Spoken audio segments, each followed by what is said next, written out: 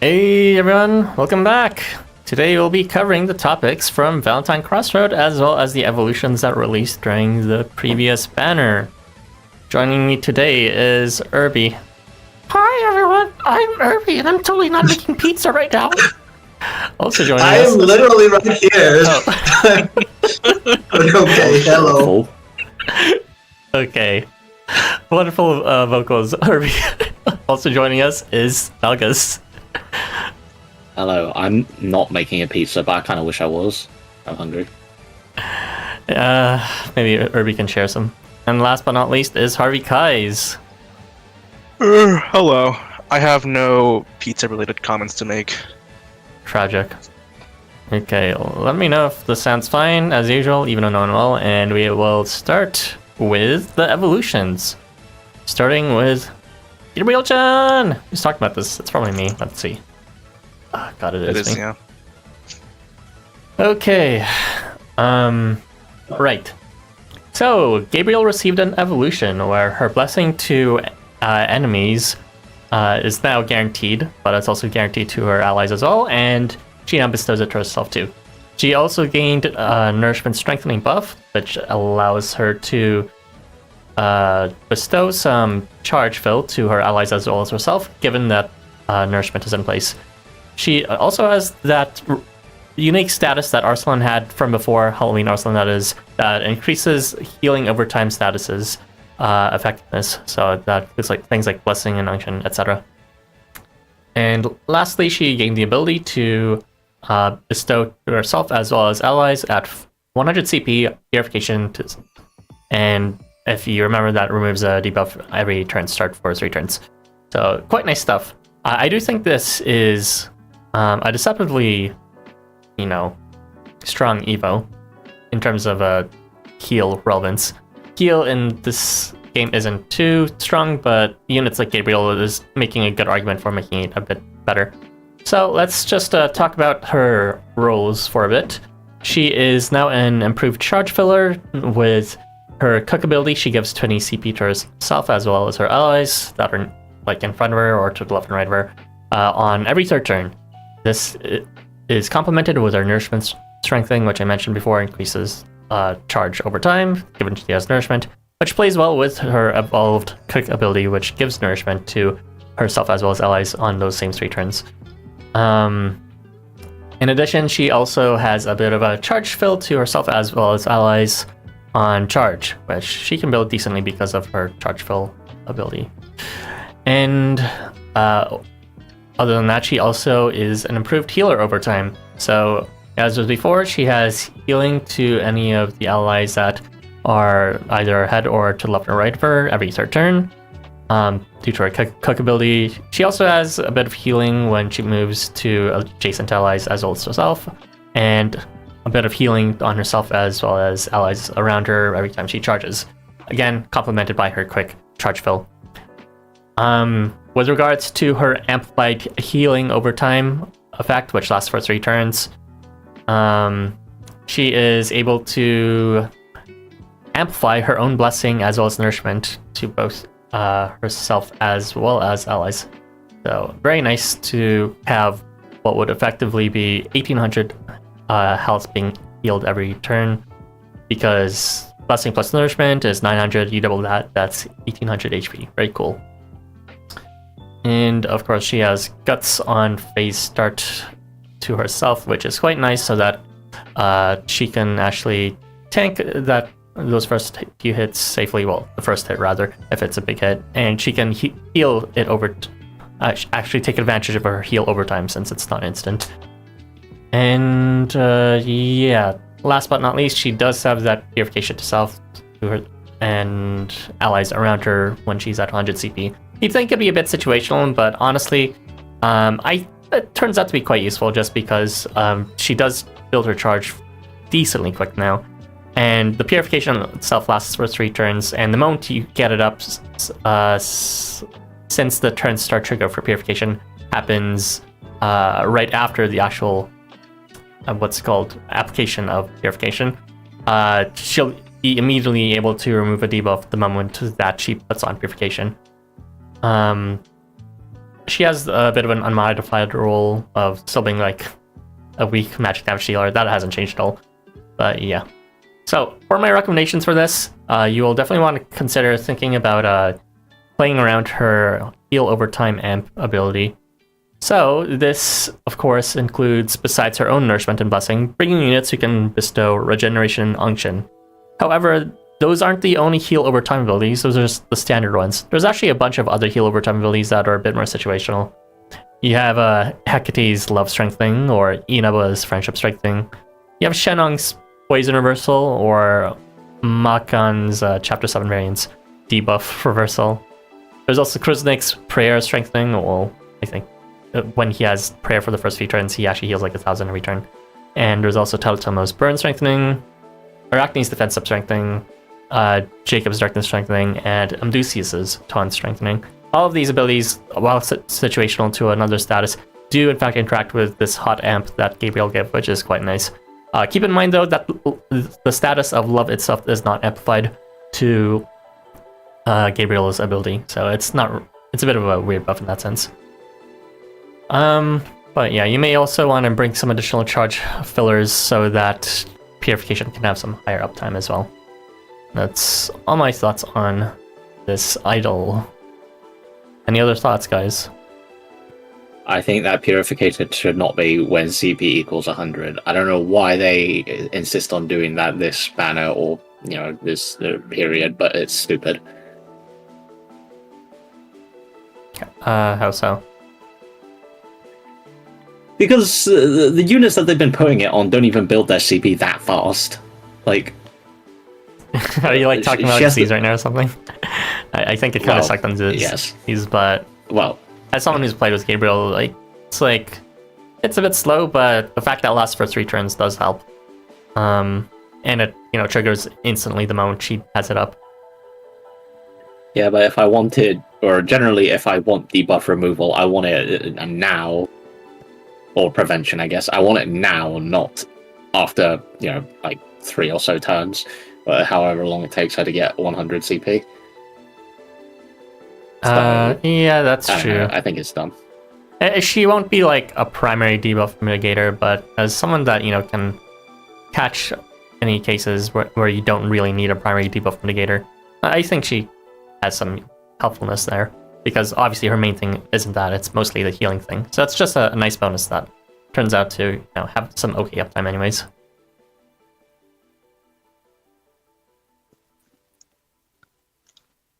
Alright, is this the is this the same footage that you're using for Takeminakata?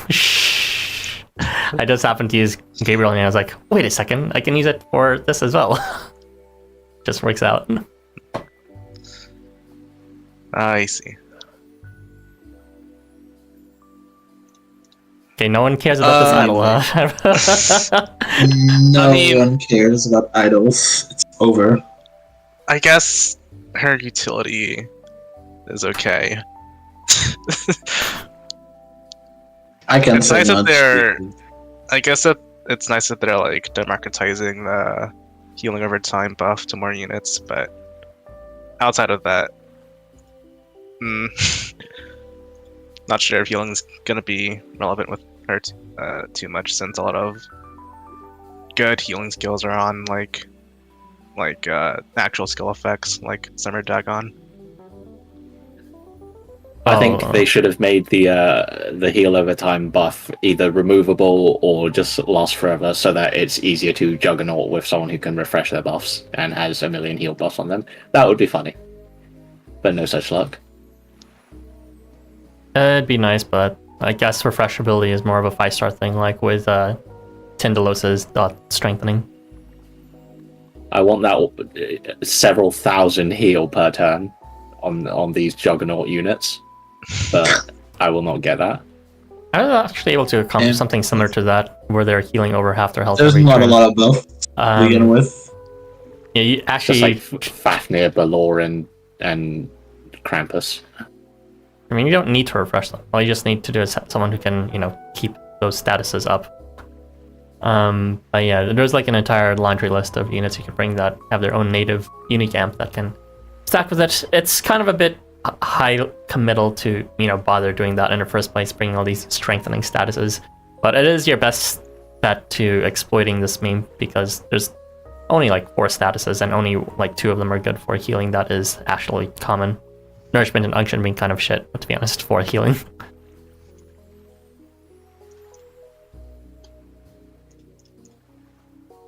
Okay, you must move on. We're gonna move on if no one wants to talk about Gabriel. Jeez, I didn't realize she received such cold reception. Already gave her 2 cents. Alright, everyone is done with idols here. They're here for the guys, not the girls. Alright, hey Chun-Jen. What do you miss so far? You didn't miss much. We're just talking about Gabriel. We started off with Gabriel, so I'm kind of shocked you hear this earlier rather than last second. So, nice.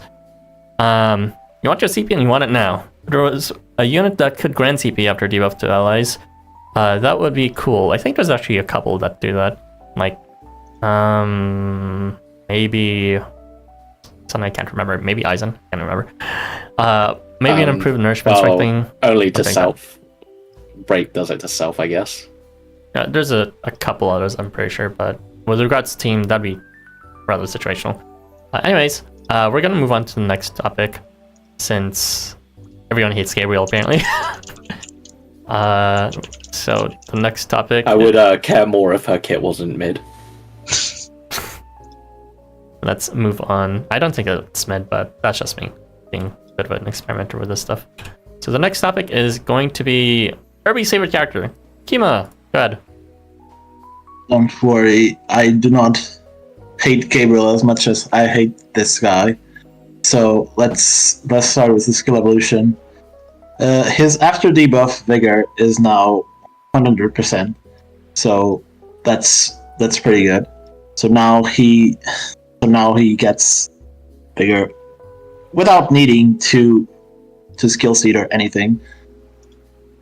But the main deal is that now he doesn't need to miss his attacks when to get his weakness and trigger all his after debuff effects. Now he just applies weakness to himself every turn, guaranteed. Wow, it's actually pretty rare to have so much guaranteed shit in a 4-star skill evolution right off the bat without needing any skill seeds. It's even rarer to have something like this when on a unit that already has concentration to themselves, but it wasn't on a good timing anyways. But still, that's pretty good because now that he applies weakness to himself every turn, he can apply his after debuff effects every turn. He can gain ardor and vigor immediately, right off the bat at every turn start. That's pretty good. Not a lot of units have this kind of guaranteeable 2 attack buffs, especially not at 4-star. Right about that. Though the issue is that he's still thrust range, so not sure what you're going to use him for there. On top of that ardor and vigor, he also has that concentration to self, which isn't guaranteed, unfortunately, but it still amps up his damage a lot. With these 3 buffs, he can reach 30k per square, which is pretty reasonable. I'd say pretty good as well. But that's not all. On top of him just getting these 3 attack buffs just right off the bat, he also gets basically a failsafe for having to apply weakness to himself to cancel out the defense drop that weakness does. So basically, he applies weakness to himself, but it's only to trigger the after debuffs. He doesn't actually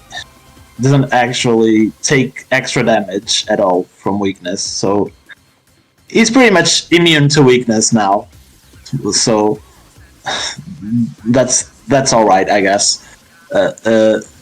Especially since you probably want him to survive to apply those defense diagonals. I don't know if you're going to use that. You probably want him to survive. But on top of that, he can also amp damage even further than with his spread debuffs. Now, whenever enemies hit him, he can also spread all his debuffs on them at 90%, which is guaranteeable as well. Especially, this is practically guaranteed since you're probably going to be attacking with him. You're never going to want to miss with Kyuma again, since it's pointless. So you're going to be attacking. You're going to get that concentration, and this spread debuffs is going to be 100% all the time whenever the enemies attack. So that's pretty decent. Now, not something to rely on, but I think he got a lot more than he deserved, to be honest. But at the end of the day, he's still just a thrust unit. Doesn't have any big ways to charge his CP, because if he did, that would have been a really good CS to have with all those buffs and all those amps, especially since he gets crit. Unfortunately, all he has is his shaky arousal at the same time as concentration. But yeah, this pretty much just helped Kyuma deal more damage than before. He was kind of like in the middle of a road of someone who you'd want to deal damage and someone that you'd want to buff your allies with attack buffs or defense buffs, depending on their position. But now they're just, with this skill evolution, they just kind of wanted to increase his potential damage for some reason. And he still got some support with the spread debuffs, although probably not why you'd want to use him. I'd say this is a pretty good skill evolution. Considering he's a thrust unit, it's pretty good. And I personally wouldn't use him. Wouldn't use him on any content that I know. But if you like Kyuma, I mean, you'll be fine using him, to be honest. Yeah, that's all my thoughts. Thanks. You guys have any other thoughts? Israfil could never. What do you mean by that? Because Israfil applies weakness to himself and just blows up, and Kyuma actually becomes slightly tankier instead. I see. Yeah. I liked using Kyuma with Haster, because Haster can apply Stigma to him and also all the poison effects to Kyuma. And then if anyone hits Kyuma, they'll be affected with those debuffs. And one of the weaknesses of Haster is that his own debuff range couldn't really reach priority targets and like the far ends of the map if he wasn't close enough. So if the enemies actually have range and hit Kyuma, he'll actually do more damage the next turn, which is kind of funny. Tangaroa Infinity now has a new partner. There you go. Right. We don't talk about that guy. Doesn't he already spread his debuffs? Yeah. Well, it's more that you make he can spread it. Infinity tankier. And he can also just get it to himself, I guess, and I guess Yeah, like spread it to the take whole board. the weakness from immediately. Kyuma and spread it to everyone instead. Something like that. It's more that you buff Tangaroa by doing it because of his debuff strengthening thing, but I do think it's funny that they took his gimmick and then just said, this gimmick is dumb, and just negated it, which is fine, I guess. Now he has a new gimmick, which is reflecting weakness. So there you go. Damage. What did they mean by this, giving him weakness? It's like, okay, he kind of reminds me of Beowulf or Enigma, because they also have just like permanent damage uptime that's super free, but no one's really using either of them either. So I don't know. Kyuma is strong on paper, but thrust range and also just probably better things you can be doing than screwing around with trying to reflectively spread debuffs back after being hit. It'd be good for like some challenges, I guess, if there's multiple debuffs you want to pass back. If you can't just block all of them with one or two reflect debuffs. And it could be good if you have like longer phases where you need long-term damage uptime that's not just from phase start. It'll be reliant on the frequency of those situations, which so far I don't think are too often. So yeah, it's a bit mid, to be honest. It is a good Evo, but it's also like it doesn't really save him from just not being used. So at least there's a reason to remember him now. Do you think it's better or worse than the Gabriel's Evo? I think it's worse, to be honest, but maybe you guys disagree. I disagree. I think this is better. Even though I hate the guy, I think he got a pretty good skill evolution. Are you saying that only because you have Tanjiro Mugen? Not really, no. But I can think of more scenarios where I'd be successful using him than using Gabriel. A heal amp.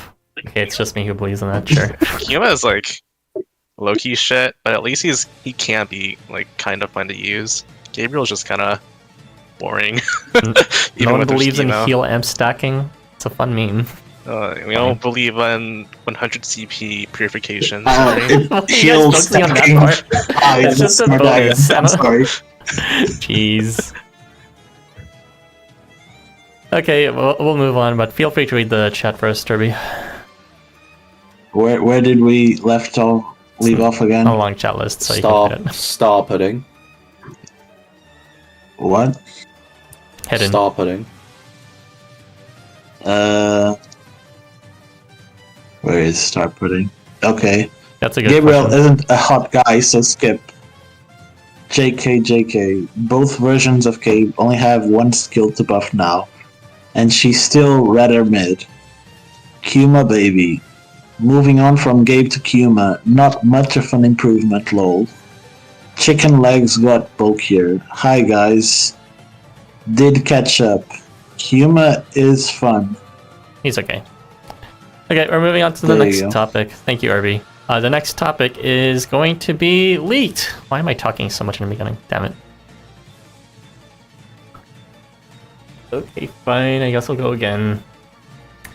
So, this Evo is actually quite bulky. So, the reasons why you wouldn't want to use Licht before was because of his unreliable imp. They fixed that by focusing on making the one part that makes his kit more reliable also guaranteed out of the box. Concentration. Very nice. It's now 100% rather than 64%. He also gets protection to himself on phase start now, and he is able to bestow crit plus to enemies, which is a bit bizarre, at move phase end within shot range. And I'll explain why in a bit, although the reason is fairly self-evident, due to the next part, which is he bestows a deleterious skill to all enemies every phase start, where when they are buffed, they will apply stigma to themselves. So that debuff lasts for 3 turns. So let's talk about his roles a bit. Again, starting off with his improved early skill activation rate up. As I said, concentration is now guaranteed, which is nice. And I'm bringing that up first simply because it will affect everything else I'm going to be saying after in terms of their own reliability, since it does boost rates by 10%. He also has improvements in his damage dealing as well as in damage advantage facilitation. He has a team damage amp, as I mentioned, with stigma being applied to all enemies provided they receive a buff. And he can activate that himself within shot range at move phase end. He bestows crit plus to the enemies, and that will then, it will then trigger the buff condition to make stigma activated. In addition, your allies may be able to follow up, because he also applies buff reversal from another evolution received. Although he can't take advantage of buff reversal himself, the enemies will have crit plus and buff reversal at that point, so any allies following up will be able to take advantage of that multiplier. As with before, he has weakness whenever he's hit, and that's, complemented by the fact that he now has protection to himself on phase start, so he can actually more safely take advantage of that effect, so even more amp that is actually usable.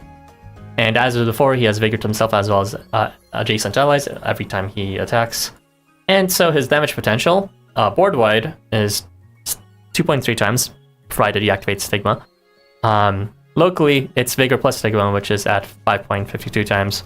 And within a restricted range of just what's within a shot range, if you're getting Vigor, Stigma, Weakness, and Buff Reversal activated by Crit Plus, that is a 33 times multiplier.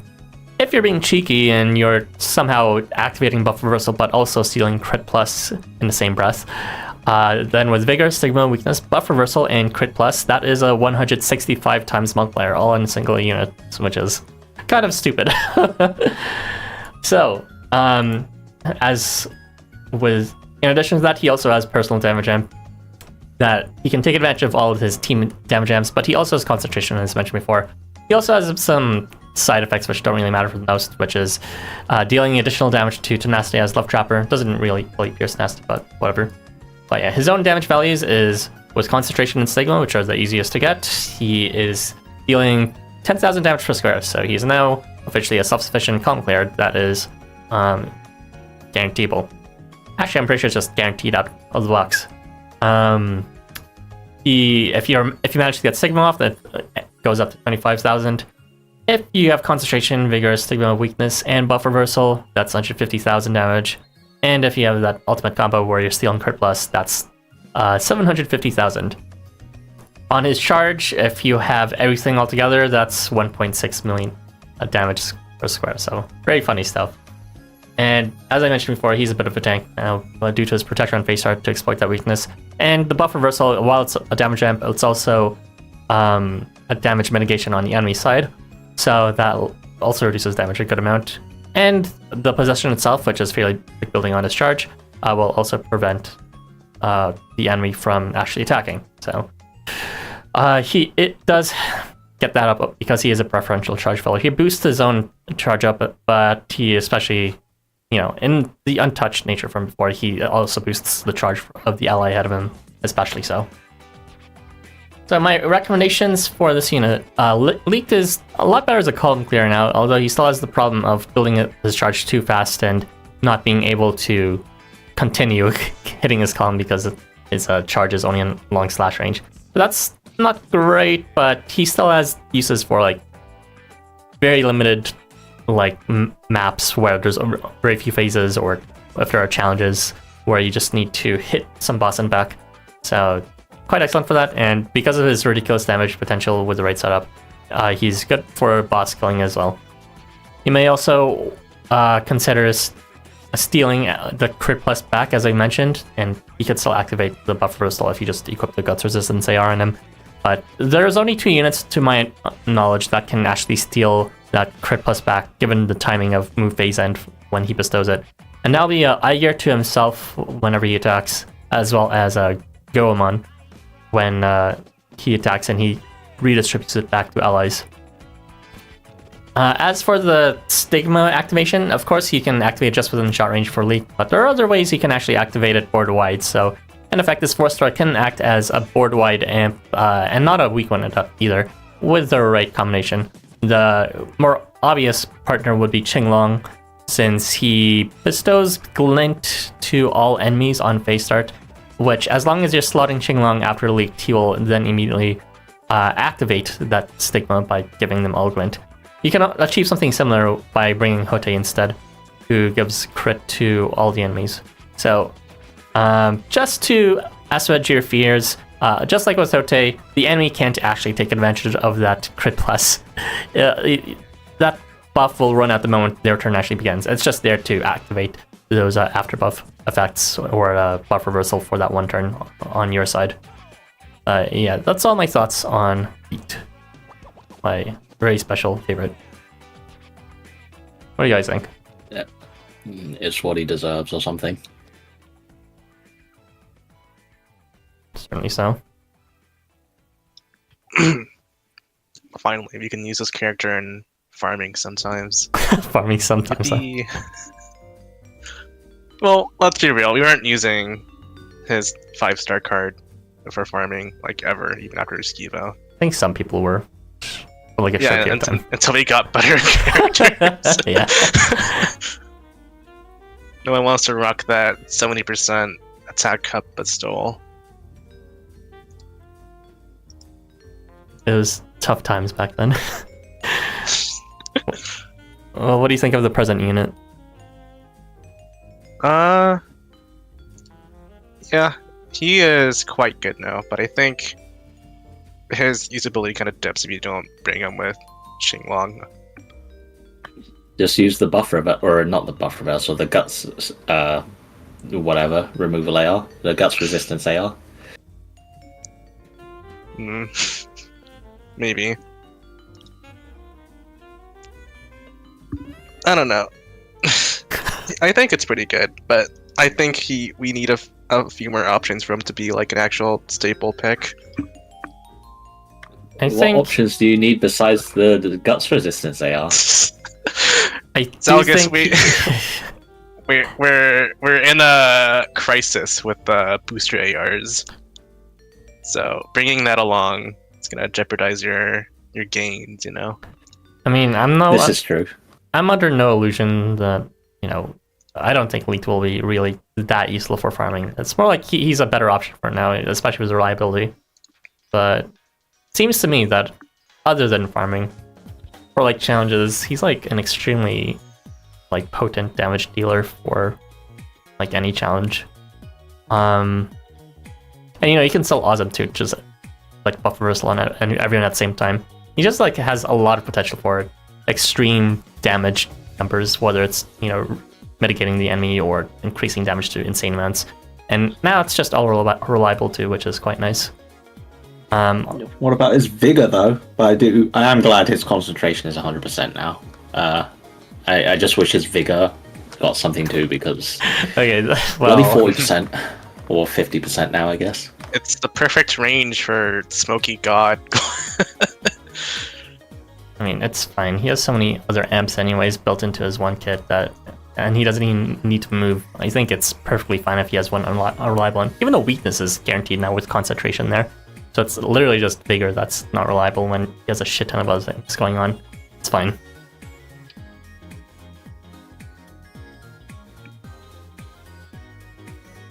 He refuses to give his opinions. He didn't say My opinion is that this is an undeserved skill evolution. How's your But, Triton yeah, Evo I think- going, Irby? I think it's a very good skill evolution. I mean, I also agree with Harvey. This is not going to be a staple, but the unit is very good. Not staple good, but very good. Like, yeah, you can bring Leaked and probably clear any content now. Hey! Whereas, I wish more Previously, Foresters got Skivos you of this got it. caliber. I wish more Foresters got Skivos of this caliber and not Surtr. Oh no. Cover your ears, Hidden. Even though the short's already out for him. I'll get onto that. Yeah, Leaked Evo is kind of super mega busted. Of course, he's not going to use for farming, but like, Jesus Christ, this is like so much for a 4-star. It's great. I deserve it. Leaked deserves it. Okay, alright, calm down. I Everyone in this call got him. Oh. AKA me. sad. For the first time in like got- ages, I finally put him up on support, and I was like, yeah, this isn't just a meme anymore. It works. I got every other 4-star in that banner except for him. Very sad times. Oh, pain. But I'll live. I mean, he might be available one day in the thingy selector. We'll see though. Anywho, I will read the chat instead of, presuming someone else will read it out because I forgot I was the one who spoke about it again. So, let's do this. Licht got a pretty fun buff. I'd like to have him to use with Oz. Yeah, he is perfectly useful with Oz before because of that buff reversal. Of course, Jacob exists there for that reason, but if you're going for it straight up one time, enormous damage, it's definitely more potent now with this Stigma on board. Rainrot is a way to call Surtr's buff, alright. Is it worth to copy Valentine Licht's Crit Plus? Well, from the demonstration video, you can see, not in this one, but in the other one I put in, he was almost able to one-shot Smoky God, which is, I think that's still a really good threshold to indicate insane damage that's just, like, kind of busted if you're able to one-shot Smoky God in his Refrain quest, because he has all those defense Imps hiding in the back. Maybe if they actually bothered fully taxating and blossoming him, and using affiliations, he would have done it, but I didn't. Maybe I'll get to it one day. Just waiting for the brain rot to set in for when Daddy Surtr appears. Depends on how you're copying. There's only 2 units. Again, as I said, it's eye gear for himself as well as going on to others, including back to Licht himself. Again, it's more a niche use of his crit, but it's fun when it happens. I mean, it's crit plus. It's like, why would you not want to steal it, especially when it's right there? You can use Goemon to spread it to your team. Leaving strats for 5-star Licht, still not worth it. Well, tell that to Milk. It may be for quests with less phase or something, leaving defeats a whole phase. I mean, it was pretty unique on its own because it gave the opportunity to acquire rare buffs, but nowadays we have much more convenient ways of doing it, like with Turing or with Fafnir. It's like Licht's one special thing with that buff strat is not really helpful anymore. It's more of just a flavor thing. You missed Kyuma and Licht. Anyway, hey, yo, welcome, Sean Rivera. Okay, we are done with Licht, so we are going to move on to the next topic. So perhaps the one that received the best evolution of this batch. Maybe? We'll see. It's Surtr. Go ahead, Zelgus. Gesundheit. No, nothing. Is just. I think it's funny you keep saying it like that. Right. So Surtr. Yeah, he definitely got an Evo. So he got a increased burn rate on hit. It used to be 60%, which was a joke, quite frankly, and now it's 80%, which is still bad because you can't guarantee. Well, you can kind of try and guarantee it, but not really. Because even if you skill seed, it's 90%, and while he does have Glint to Self, that is also not 100%, so the burn isn't guaranteeable. Also, the burn advantage went from 1.5x to 2 times, which, I mean, 1.5x is a terrible multiplier, but Surtr's damage is bad anyway, so this hardly helps him. I mean, it's an objective improvement, but it's not that interesting. He has Face Start, Adamantine to allies all around self on Face Start, which I already said. That's 90%, so it's at least guaranteeable. Adamantine is still somewhat rare, and it's long-lasting, so, you know, fair. The Adamantine's fine. And now, for me to complain about CP equals 100 on units who don't build CP, when Surtr's CP is 100, he grants Ardor to allies around and limit to self. This is the only unique part of the Evo, and it's garbage. Surtr doesn't actually build CP at all, aside from maybe his Ardor to self, because that has a trigger rate of 8%. So it'll take forever to actually get the 100 CP he wants without assistance. And the effect isn't even worth it to get 100 CP in the end. There are any number of units who can freely give Ardor without having to get 100 CP. And the limit is stupid because Surtr doesn't do damage anyway, and with only limit as his damage buff, his damage is still going to be crap. With his CS and limit, he deals a whopping 8.3k, which is quite frankly a joke for how much effort you're going to put in to get Surtr's CS up. I could say how much damage he would do with Ardor as well in the event that you somehow get his CS on turn 2 or something like that, but it would still be like, it's like 19k or something, so not incredible. And by not incredible, I mean bad. So this is pretty much a joke of an Evo. Surtr's kit has always been kind of like this jack of all trades and master of none thing. He has a bit of disabling, he has some personal damage and some team support, so this kind of builds on it, but it only does that by adding another trade to poorly perform at. So now he can be a defensive support, which is like the only thing that's actually guaranteeable easily, the Adamantine. And slightly more personal damage, but only once in a blue moon. So yeah, terrible Evo. They should stop giving CP skills to units who can't build CP. There you go. Gabriel was able to build this charge though, so no. Shut up! Wow, it's true. You can't even get the fucking skill for that until like turn 3. Yeah, she has to wait until turn 3 before we can allow her to cook. Charge, I think. And do not let her cook until turn 3. It's fine. She's supposed to last for a bit longer, anyways. Turn 3 will come. It's healing over time. Of course, she's gonna last for longer. It's not like instant. It's fine. You know, I could also just use someone else who isn't Surtr and get better effects on turns 1 and 2. Just you watch. We'll have a quest which pierces all defense buffs, but he could still overcome it by healing, and then Gabriel will be meta. It'll happen. Just watch. I mean, you're complimenting Gabriel, but we're talking about Surtr here, so... Yeah, well, that's because there's nothing to talk about Surtr. I have one note here for Surtr. It is, don't use him. His peak damage, I do mean his peak damage with his burn and charm, which is, like, low rate. It's unreliable to get, and when it is there, it's too weak. It's, like, not even 10,000 or some shit like that. And the charge effects are not worth it. It's like the Ardor, he already gives Ardor to his ally, so that's already redundant and pointless, and it's impossible to bonus charge besides, like, the 5 or 10 CP you get. Yeah, you don't get it. It's so can refresh the Ardor.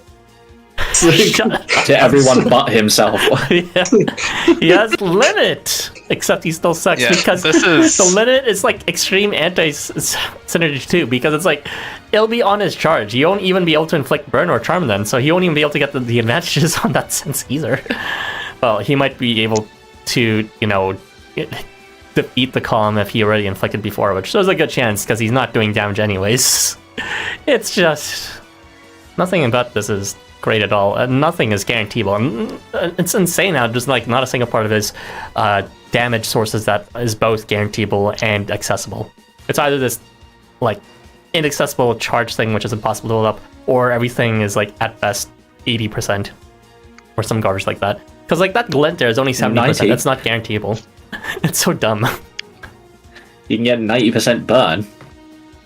I feel like Surtr was a case where they could have just done a double Evo again, but they're like, everyone only received one. Let's not give them special treatment. And then we got this. Wow. It's literal shit that's been cooked in the oven. Great. Sorry, I just noticed that you're using... I just noticed that you're using the footage for Masanori for Surtr as well. I mean, I already had it. Really? Yeah. Remember that time when I was like, how do I demonstrate Masanori's skills without just, you know, bringing a bunch of comp clears that can clear anyways? I know. I'll bring a bunch of shit comp clears, and that's why Surtr's in there.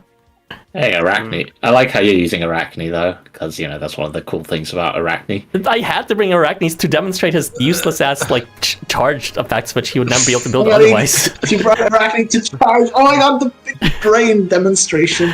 Yes. And yeah, she still Huge will value. need a few turns, because he can't build CP himself, so she can only do it, so she can only help him so far. The fact that he has no CP gen just really makes it so useless, because you can't have another unit completely pulling the CP duty for them. They have to be able to help themselves, otherwise it's useless. Or else it better be a real good effect. Well, I think we agree this is just useless, so don't use Surtr. My opinion is shit unit. Trash garbage. Correct. Right away. I like how you added nothing else except for that. Absolutely embarrassing Skivo. He doesn't even give Adamantiner the CP 100 Ardor to himself. Like, what the hell? Yeah, I guess they really want to contradict his limit too. The entire thing doesn't even make sense. Well, I guess it doesn't even make sense, but play off his when leaving skill. It's very poggers. It's not even like the best leaving skill you have. That probably would go to like 3-star fucking Loki or Pazuzu at that point. So Surtr would even make a good sacrifice. You can revive though.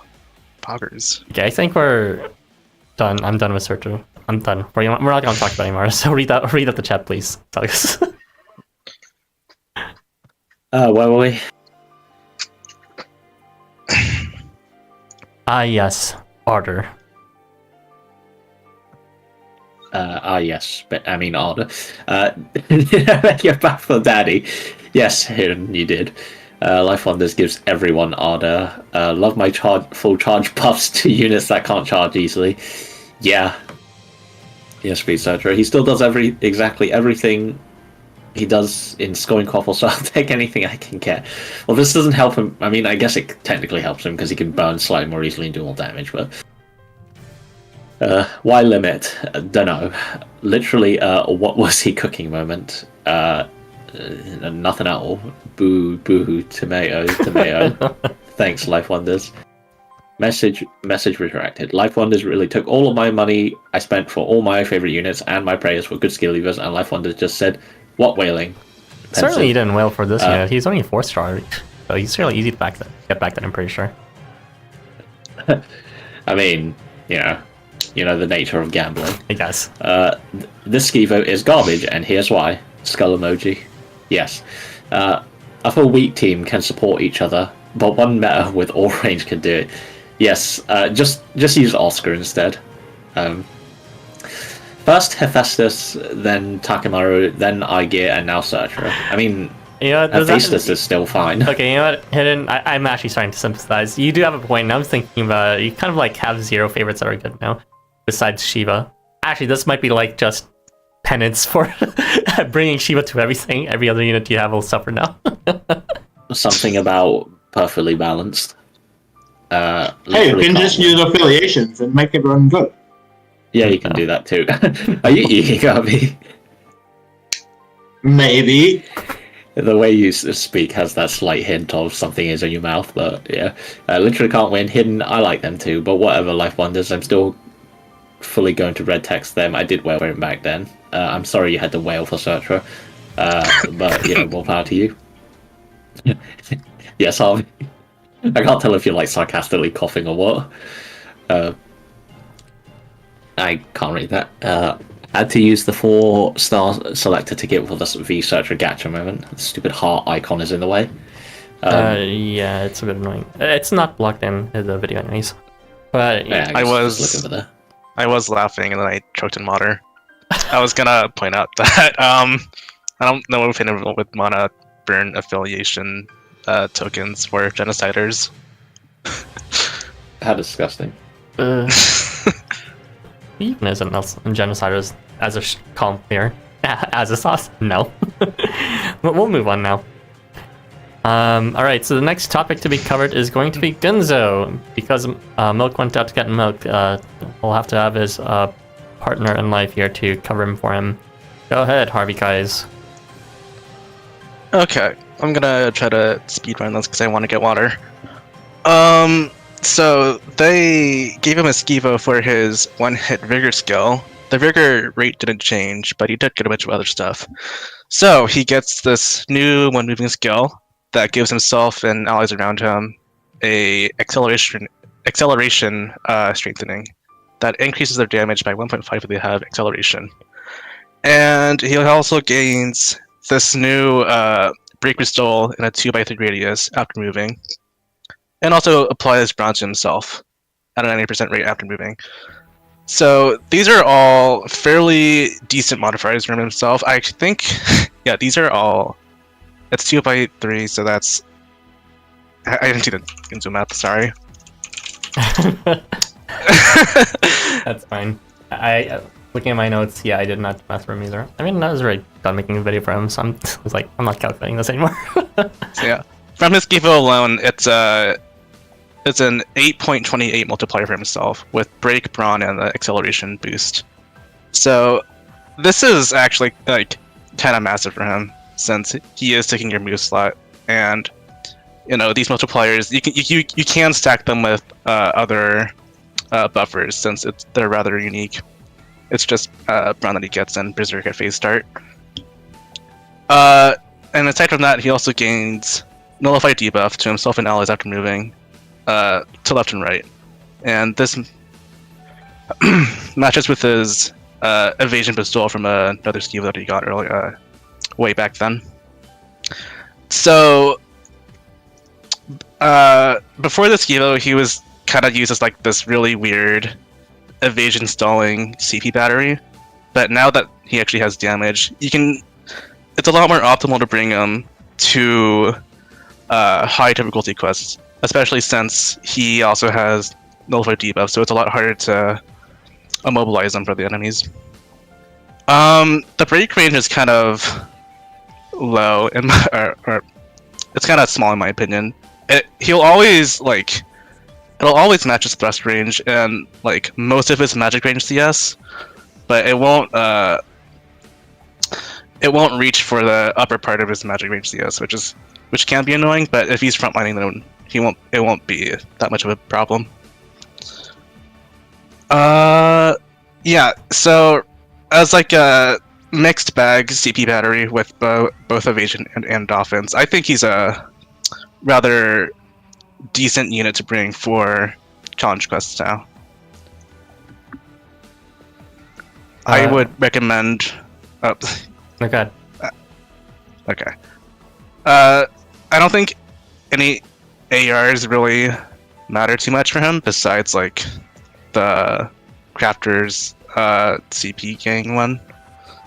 But yeah. Oh yeah, and there is one like nitpicky thing about him, and that is that he doesn't have horizontal movement.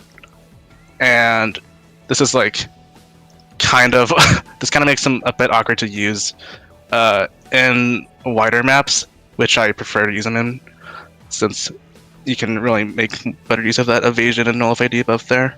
But it's whatever. Yeah. Good talk. Sorry. I was about to say something, but I was like, no, Irby, Douglas, you should go first. God. It's a bunch more damage. What more could you ask for? It's a fine Evo. Like, it really is just a boatload of personal damage, which I think is personally just fine, because he already had the Berserk anyway, and you know, he can get his CS up. Or wait, no, he can't, because he doesn't give it to himself, does he? Or no. I forgot he'd get his CP on move. Yeah, he can get CS up fairly fast, so his damage output is decent. So yeah, I think it's a fine Evo.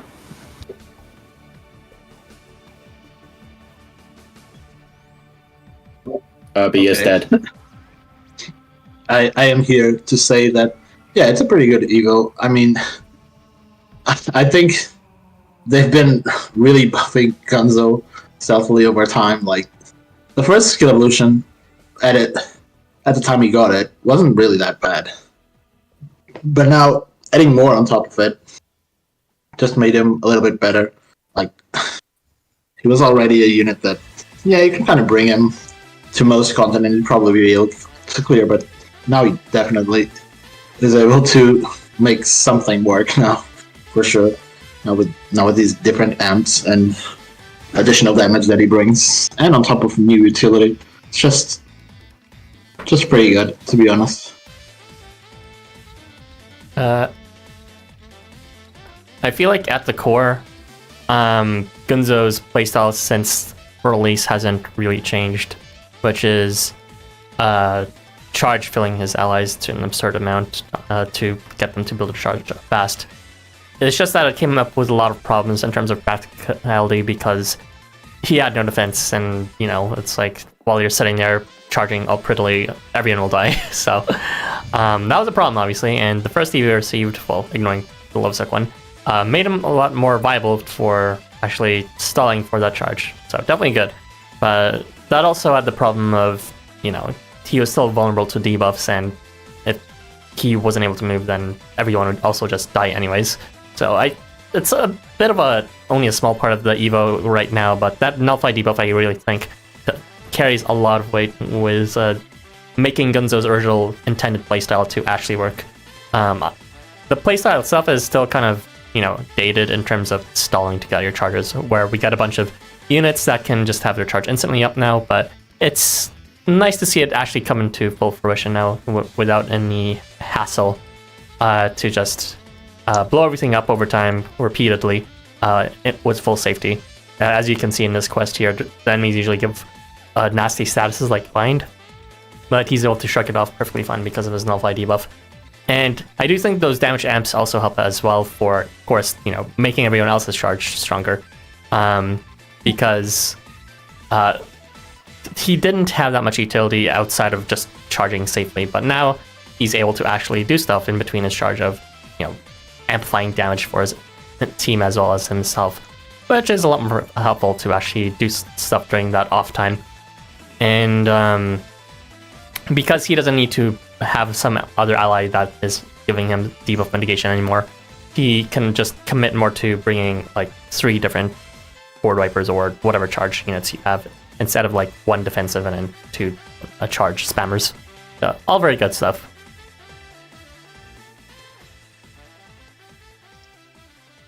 That's all my thoughts. Okay, Harvey. Then we should move on. yeah. Yes, send us out of here. Gunzo, no, Gunzo's better. Gunzo-kun. Version. Gunzo, my love. B Gunzo gets another buff. Meanwhile, 4-star Gunzo still has nothing going on, other than polluting the main pool. His missiles aren't just for show anymore. Gunzo could always do damage, but now he can do damage plus. Right. He had like 2 amps before this, didn't he? And one of them was after being hit, yeah. Gazer, some 4-stars didn't want to pull at least some more are soon SA 100. Yeah, Gunzo's 4-star is like still dead in the water, huh? I mean, It's really a lot of looking at units. some time. There's like most units in the panic banner. It's like fucking Shiro's reprint. He got fucking 8-0. At least Gabriel is fine. Even at SA 81, I still won't use him. Yeah, have fun with the Surtr Skivo instead. You should try to milk Gunzo- Gunzo. It's actually kind of fun to get his full 100 CP up, because he gives a ridiculous amount of charge to his allies to on charge. Just use Valentine's Mori instead. I did try Milk's Gunzo. That is pretty nice. And it's all I didn't mention it, but it's actually quite convenient that he's very viable in the support slot as well. He doesn't have any like after attacking bullshit that you have to capitalize off of. Everything's after moving, so that's nice. Well, except for the charge itself, but yeah. Well, and if you're using like CP batteries, it's preferable that they act last anyways, so you can like refill their CP bar after they charge. Yeah, that's true.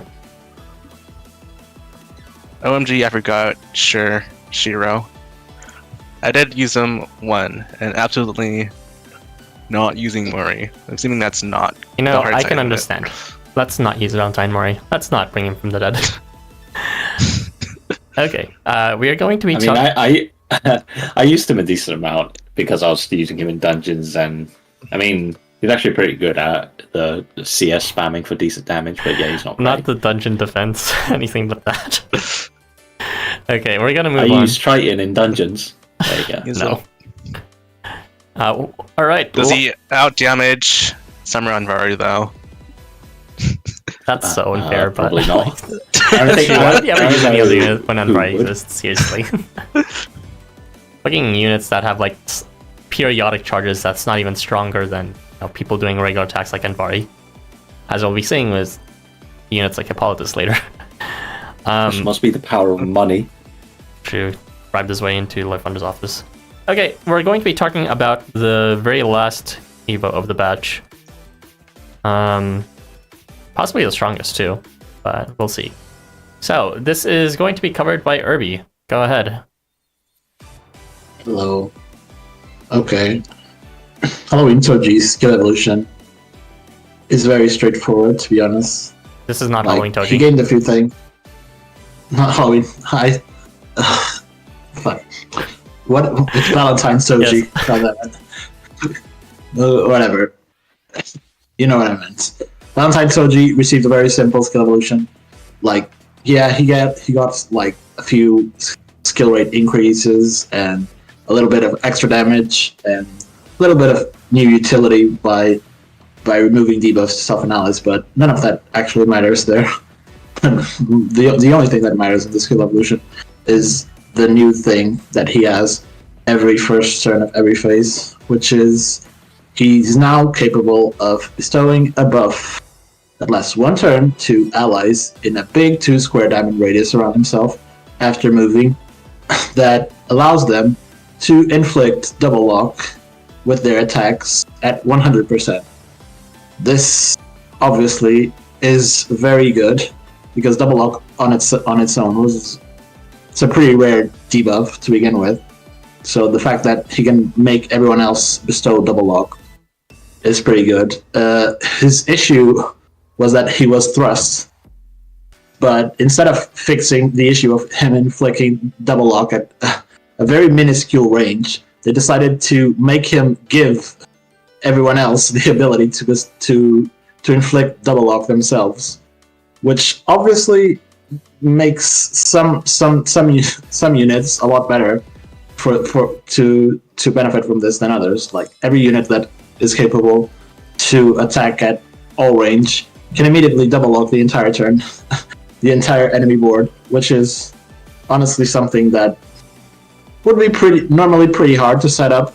But now you can just bring Valentine Toji and just pair him with 3-star Oscar, and they'll just kind of apply double lock on his attack, and boom, you have the whole board unable to do anything, pretty much, assuming they're not immune to it, which is pretty good.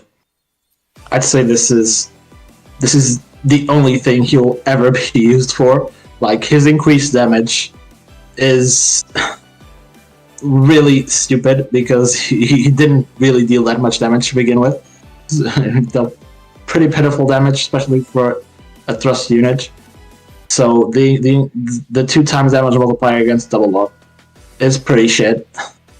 The removed debuff is nice, and the increased rate percentages for acceleration and combo are pretty nice, although a bit dubious since none of these are guaranteeable except the acceleration. I'm guessing this is because they're probably trying to make you rely on concentration and other shit, but his concentration is still only 50%, so yeah, that's not going to happen. And though another thing that I will point out, though, that is also very important for this is that this 2-square diamond radius and the fact that he natively has increased extended horizontal movement means that he can reach anywhere. You can have him anywhere and just kind of just like move him to the middle of the board, and boom, the unit you want to inflict double lock, he can reach it from anywhere in any large map.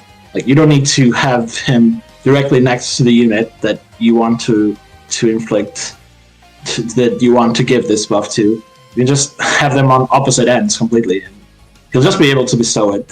So that's also an additional bonus. It's kind of like more of a convenience thing.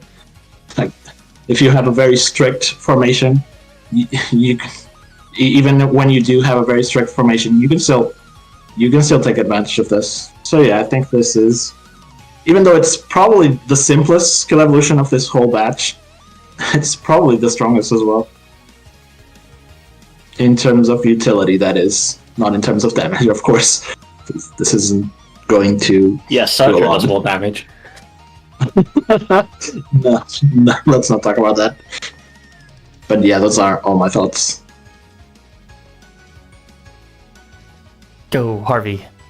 Save the world. What? Why me? Yeah, I think this is a very strong Evo if you pair it with the right units. Particularly the ones who have a very wide reach, like either of Oscar's cards or I guess Samurai Hercules if you're really feeling cheeky. Damage against double locked enemies, it's kind of whatever, but I guess it's nice since he didn't really have anything before besides concentration and like sometimes getting his CS off. I'm not sure if I'd call it the strongest Evo of the batch since we have Licht as well, but it is certainly a contender for that. How dare they make it so that Toji can't be used with summer rolls? I won't stand for this. I mean, he could still be used with Summer Rose. I don't know what you're talking about. He still has double luck on hit. Yeah, I know, he could do it himself. But also, finally, I can double up the entire board without suiciding Pazuzu into all of them. Or using Oz with Toji. It's just... Yeah. I mean, it doesn't really offer anything new per se, but the fact that you can do it without Oz is, I think, the main draw now. So, To You anyone can do who, it with Oscar. well, yeah, 3-star Oscar is by no means difficult to get. I didn't get him during his semester, but he just randomly spooked me some other time. It's just a 3-star unit, right? So you're bound to get him at some point. And there's some other units you could use as well. It's not just Oscar. There's also Kalki if you're using that debuff AR. And you can also bring, if you're waiting to wait a turn, Echo or Hester for their delayed all-range charge. Well, not all-range charge, but rather all-range regular attack. So the fact that Toji opens up more opportunities to have this extremely debilitating status without having Oz is probably the best feature of it. I do think it's funny that like Toji consistently gets ridiculously high double lock rates because we were talking in the past few streams about how like with like bind and even regular skill lock, they are really conservative with the rates and like consistently make it so that you can't really guarantee it, at least not without like stacking all of the probability boosting buffs. But here comes Toji just handing everyone very, very reliable double lock.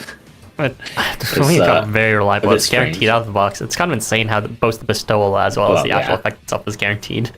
Like, shit's crazy. Well, yeah, I think it's a bit silly. Like, I don't know how Toji gets away with this, because... He can't keep getting away with this. Yes, he can't keep getting away with 100% double lock, but he does. I mean, I guess it was his buff first, so... He's just, like, overwhelmingly strong, and the only times he wouldn't be good is when the enemy is immune to double luck. But for literally every other quest, he'd be, like, extremely good. Like, the solution to it. As long as you have Oscar. But, or anyone else with large range. Since we have the speed update now, it's actually, you know, somewhat feasible to farm without doing things instantly in just returns. And in that sense, I do think Toji could be helpful in terms of just denying the enemy any of their useful effects and just safely eliminating them through the second turn as well. So in that indirect sense, he could be used for farming too. Not for quick clears, but for just making all the enemies just walking, standing targets that do nothing back to you. You can't use them in the Ramu fight though, because that one resists double lock. Yeah. I don't know how the Blossom quests work though, but maybe I'll have an effect on them. Who knows? I don't. I mean, I might have an idea, but I'm gonna feign ignorance. Anyways, we are going to finish up with this topic, so go ahead and read out the chat, Irby. Where did we leave off again? Was it Gunzo Bonk? It was about not using Mori, which the rare words of wisdom from Hidden. No! Where's Mori? I can find that comment. I did use him one, and absolutely not using Mori. It's below. Oh, okay, I see it. Okay, thank you. You used Valentine Toji again in dungeons, but now too slow. Toji did it again. He's now Oscar's new enabler. I wish he could synergize with Oz, because it would be very funny. What do you mean? He already did. Yeah. iPhoneers can let everyone synergize with Oz early and end. But why? He already synergized with Oz before this Evo, in the same way as his base cards did. No, we need more. Almost crying emoji. You're in love with Oz. Lion emojis. Mori 2 times. There you go. Mori 2 times, very cool. Okay, glad we're done with that filler for all this content where there's no banner up for it anymore anyways. So let's finally move on to the actual new content that is presently available. The Valentine Crossroad content. We'll be starting off with Masanori. This is going to be covered by Zagas. Go ahead when you're ready. Alright. Right, so Masanori. Masanori's big draw is his team attack buffs that have a pretty big range. He has some other minor supports, but those are boring. So, when appearing concentration to all allies, this is actually pretty butt, because when appearing means that concentration will only last for 1 turn, so that's something that you should probably consider separately from attack calculations, because you're not going to have it most of the time. You'll only have it for turn 1, which really sucks. When moving, Masanori primarily affects a 3x3 range in front of him, bestowing Glint, Glint Strengthening, and attack up to that area. The only buff that applies to himself is Glint. Glint Strengthening is a 2x attack buff while holding Glint. Also, when moving, he applies Shot and Snipe weakness to the enemy, making them take 2x damage. So, when taking all of these buffs into account, Masanori's team multipliers are as follows. Concentration, Glint, Attack Up, and the Shot Snipe weakness is 19.36, but that's for 1 turn only, because the concentration will run out. If you have Glint, Attack Up, and the Shot and Snipe weakness, so after the concentration runs out, then it's 8.8. And if you are not Shot or Snipe, then it's only 4.4. So from these numbers, Masanori's turn 1 buffing capabilities is actually quite fearsome at the 19 times multiplier, but that only lasts for 1 turn, unfortunately, and that also requires that he be buffing only Shot and Snipe units, which can be pretty limiting, which is definitely one of his major problems. And when his concentration wears off, his buff numbers at 8.8 becomes kind of more in line with commonly used buffers. I have here the ones who are commonly used, I would say. Leonan provides her 1 target, the 11.52 times, and she must move, but she has Omni movement, which Masanori does not. Yoritomo, with his new Evo, provides 10.56, but only after turn 1, and he does that to allies in front of him. And Summerlady provides 11.52, but he must be standing still for full buffs and only near him.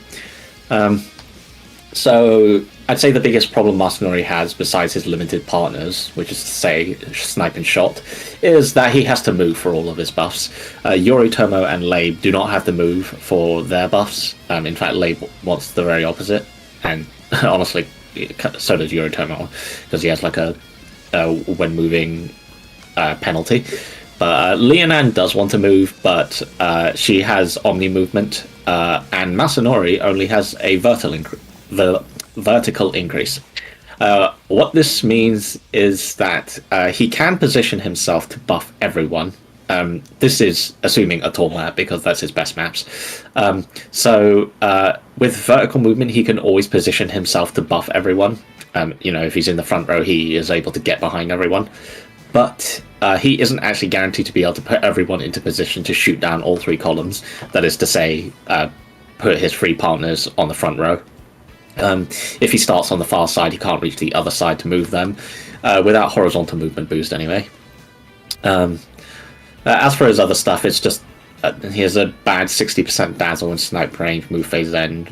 It's a free damage down, I guess, and CP drain on here, so nothing particularly interesting there. So Masanori as a buffer, I think he's perfectly good. He can pull numbers that are similar to other heavy hitters, like those guys just now, but it comes at the cost of the move slot.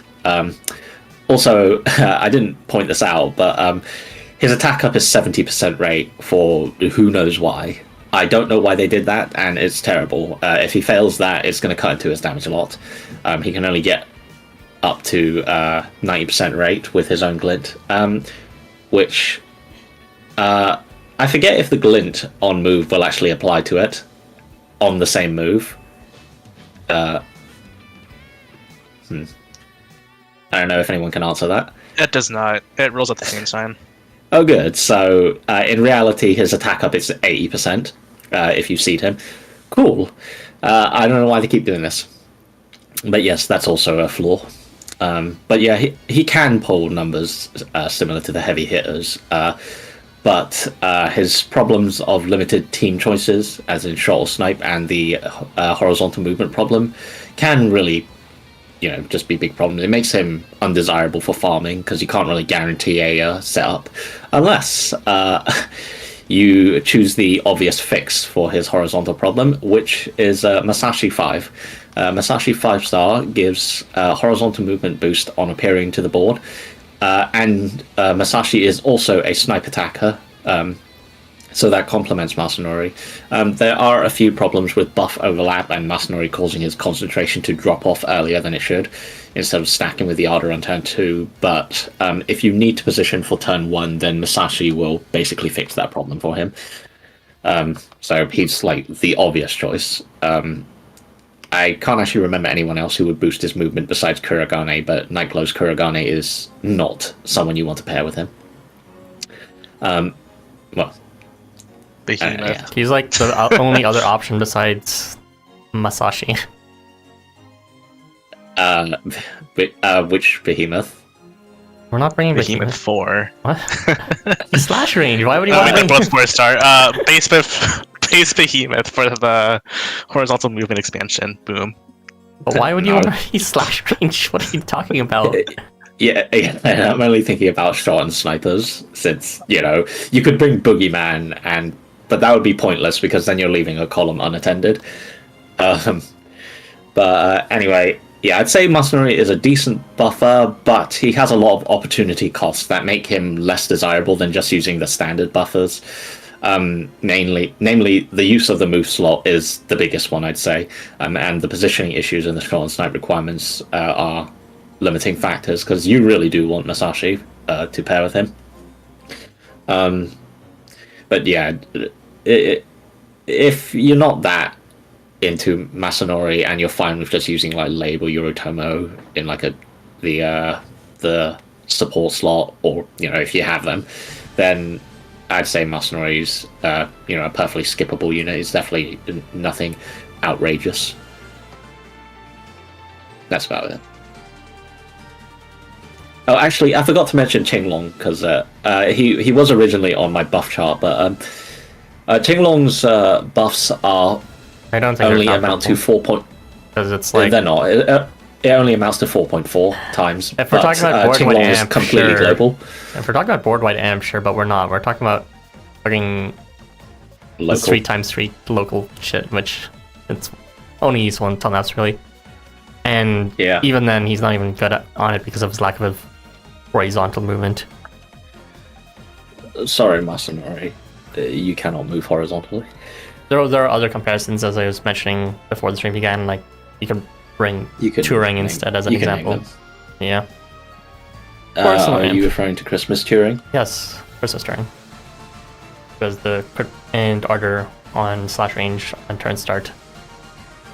So summon up player that's local then. Same thing with Eat Summon and all that.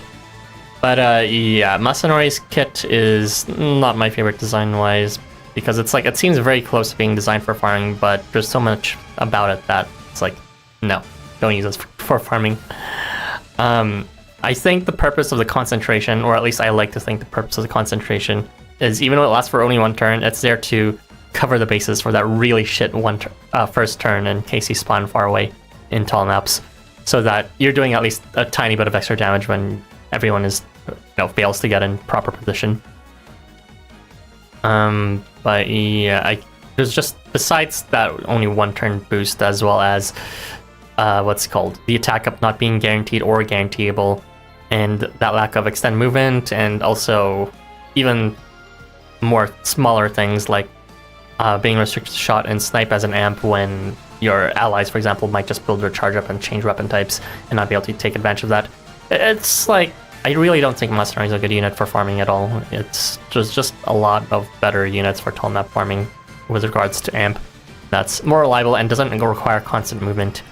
You're better off just like, what's it called, using him only for challenges in tall maps.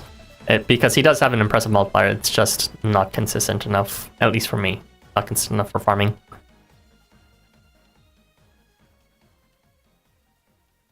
That'll be the one and only time I talk first. So, what do you guys think, Harvey and Irby?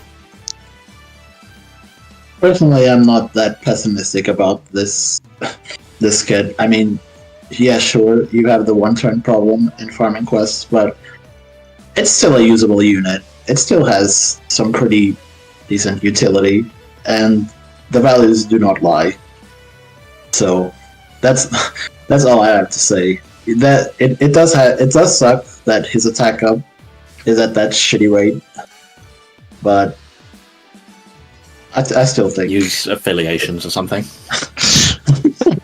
yes. Maybe not that. I'm not going to say that, but attack up at least is a very big duration attack buff. So if it misses the first turn and the first turn isn't that important, then whatever. He's going to apply it again the next turn. But I don't what if think he fails that. Well, if it fails that, you should uninstall Housamo. That is what you should do, because he no longer has concentration. And he no longer has glint either. Concentration So, never applied to him in the first place, It's but yeah. over. Well, he won't have the glint that procced in the first turn, unfortunately. So it's over.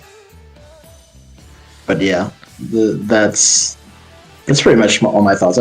I still think he's a pretty decent attack buffer. I mean, I've seen people fucking use Barong, so if people are using Barong, then sure, you can use Masanori. Was way better. Just forget about it. And yeah, those are my thoughts. I refuse to believe that people are using Barong. Unfortunately, I've always seen it happen many times. So I don't think he's terrible for framing, since glint and the shot/snipe statuses are going to amount to around crit multipliers, provided you move him, and then they're also in a very generous range too. Yeah, attack up rate kind of stinky, unfortunate, but I kind of was hoping I'd pull him because I think he has very funny turn 1 multipliers that could like do some funny one-shots and some challenge quests. I mean, you could always just use him in support. Oh, but I don't have good DPS units. You're looking for a Labe substitute already, I see. He's moved on. I was going to say use Labe. But yeah, other than that, his own personal damage is kind of shit. So that turn 1, if your units are like not in position, you're probably gonna have a blind spot regardless, because he just like won't have any damage to kill his own column. Unless you use affiliations. But Also, also, there was an instance where Masanori whipped his attack up twice for me during farming. So that was very fun to watch. Yeah, I'm not about reliving those days where we're relying on Surtr 80% order, so I'll just pass on any chance of failure when there's many options that are guaranteeable now. Like, Oh my god, Vanilla Labe just cleansed a bind off of him. He's useful. exactly. Masanori's I was best looking at partners you are comp players that are shit. I think it's funny that you're using Vanilla Labe, because no one remembers Vanilla. Well, everyone remembers him, but for the wrong reason. Well, until Life Wonders fixes him, it's gonna stay like this for a while. He'll get the Surtr skill evo. No. Probably. God, I hope not. Okay, I think Just make his kit the same as his summer variant. There you go. no thanks. You can read out the chat now, Salgus. Yes, that's it. May I? Yes.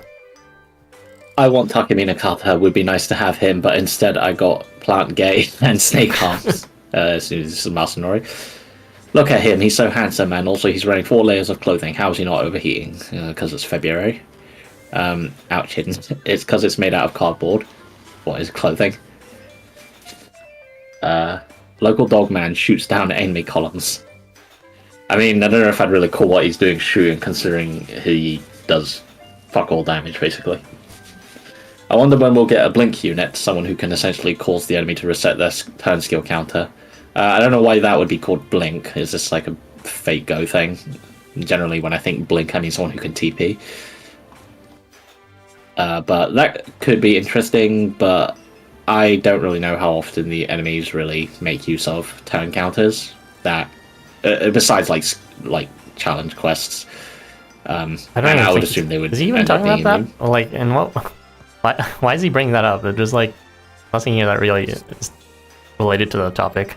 I thought he was talking about cooldowns or something, which I don't think could be really implemented that well. Feeling his fur will be even warmer, my cuddle husky. Ah, Masanori, the column clearer support that could. I hate that stupid concentration. One of the most worthless effects in the game. I mean, I don't know if I'd call it that bad, but it is pretty bad. I don't know why it's when appearing. It should really just be face start. The good thing is that he might get buffed next year and become more functional. I mean, I think he's the last of the people on this banner who needs buffs. Okay, not the last, but he's in the middle of the pack. There are much worse candidates who need buffs. Is a different CS type not usually better? Not if it becomes long slash. Shut up. Cookies and cream doggo, Oreo dog. Holy heck, look you rocking a skill. Yes. It's incredible. That's just the glint token from Masanori. I wouldn't call Masanori necessarily bad for a 4-star support, but dedicated to 2 weapon ranges, he's usable, but you do need to pick his team carefully to maximize his need to move. Yeah, and only for tall maps with these ranges. Do we have a wide weapon map support? I mean, kind of now, but not really, as we've complained for the last few streams about bad long slash units or mediocre long slash units. We really need like a long slash unit who just actually has horizontal movement that can travel the entire field, which who's even capable of 0 units have horizontal extended movement in long slash range. It's kind of shocking. There's like isn't the closest like Israfil, and I guess Gabriel. He's short range. What are you talking about? Well, yeah, that's why I mean they can't even assist with the thing. Yeah. I mean, I guess if I was talking about that, I could just say Sathogla because he has omni movement. He's also which I've used him for before. Yeah, he's also not useful besides the omni movement, omni man movement. If anything, he works really well with Temujin and Wakan for a guild focused team. Lamau, Temujin and Wakan, I guess. Yeah, they're both shot and snipe. Blink is a Magic the Gathering it means to cause a permanent to leave the game and come back, which reactivates the battlefield effects. It's very popular, strong strategy. I mean, don't we already have stuff that like buff resets them, which is close enough? But I mean, I don't know if people really keep track of turn counters in general, so I don't know how relevant that would be. It'd be kind of impossible to reset them, considering it's hard programmed to refer to the actual turn count and not how long they've been on board. I mean, I guess you could also reset that turn counter, which would have more interesting implications on your units by if you reset the turn counter back to 1 and then benefit from those turn 1 only buffs. Looking at you, Oscar. But yeah, no blink yet. But I think that could be interesting turn counter manipulation. But we'll see on that one. But that is all. And then it's me again. Okay, we'll move on to the next topic. The next topic is going to be Takeminakata. It's you again. Good luck with that. Have fun. Let's go through this fast. So, Takeminakata is incredibly mediocre. I have no idea what Takeminakata is attempting to be, but it's not very impressive. So, Takamina gives himself several buffs on move: Spirit, Combo, Arousal, and Nullify debuff. The only important part is really his combo for his on-hit skills. He heals adjacent allies at a horrible 60% rate, and he decreases CP to enemies hit, and also grants himself Guts at a 20% rate, so he can attempt to Guts tank. Also, he has a few things for allies when he moves. He removes debuffs, or a debuff, from adjacent allies at a non-guaranteeable 70% rate, and also gives Blessing. When his CP is 100%, he also applies Weakness in magic range. And there's nothing to say about this kit. It's really disparate. Like, it lacks any unity, really. He gives himself a bunch of buffs, but the buffs aren't very amazing, and his team support is limited to bad healing. He can Guts tank poorly, but what is he even staying alive for? He doesn't do anything. The biggest crime is that he's almost entirely reliant on moving, which is a hell of a ask for the non-returns that you get from Takeminakata.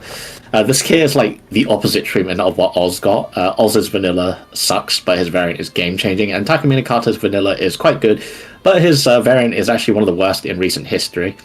Takeminakata is bad, don't use him. There you go. Speedrun. Oh. Whiplash was how fast you finished that.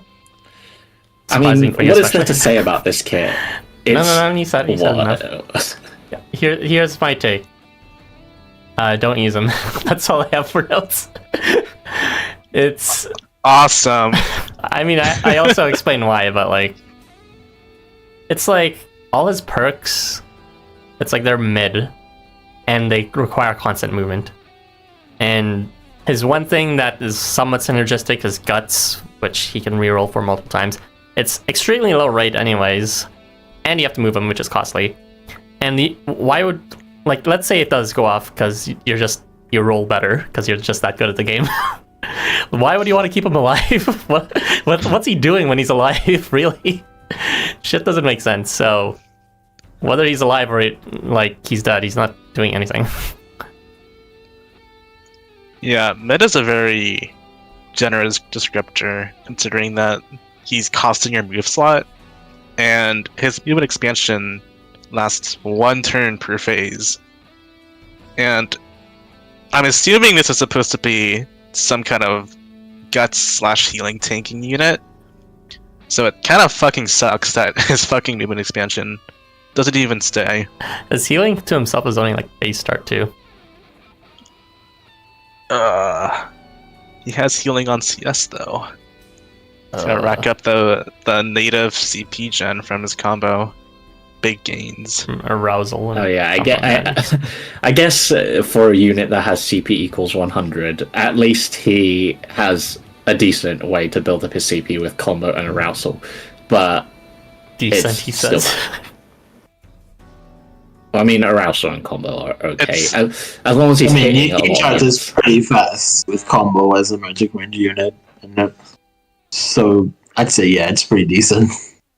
It's still too farm to get the CP, but still shit. Yeah, it's fucking weakness magic range, and then concentration is probably gonna run out before you get to CS. Yeah, okay, whatever. I like that. Yeah, okay, whatever. There's nothing else to say.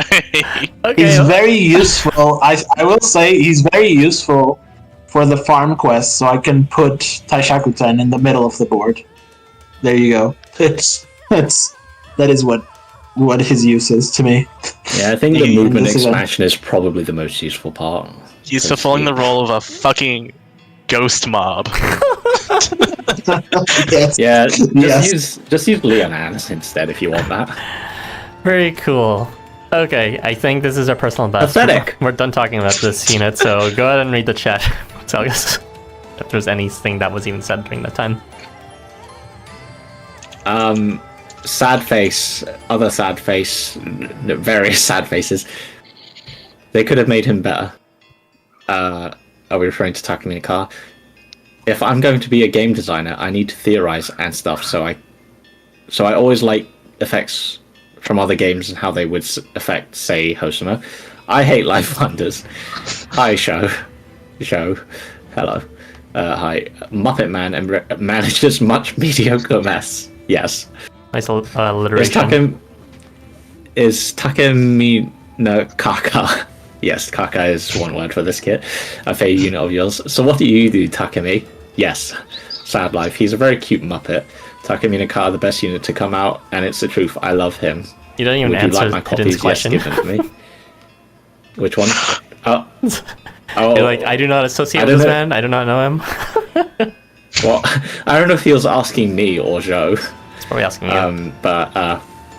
Well, if he was asking me, I do actually like Takeminakata, so I was hoping he would at least be usable. I wasn't expecting him to be, like, you know, as strong as his 5-star or anything, because his 5-star's pretty good.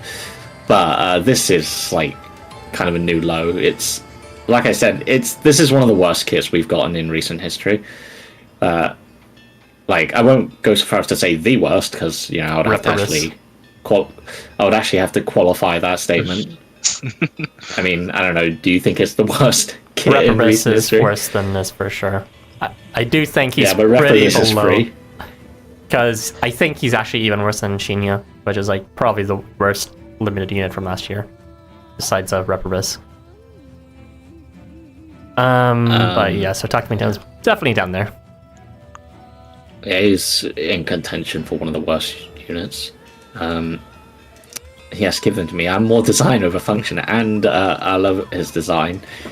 Right on, oddly. He's so cute. I love my city boy. I mean, I think he's cute. I like him, but I don't like this kit. Even if his kit is mega mid.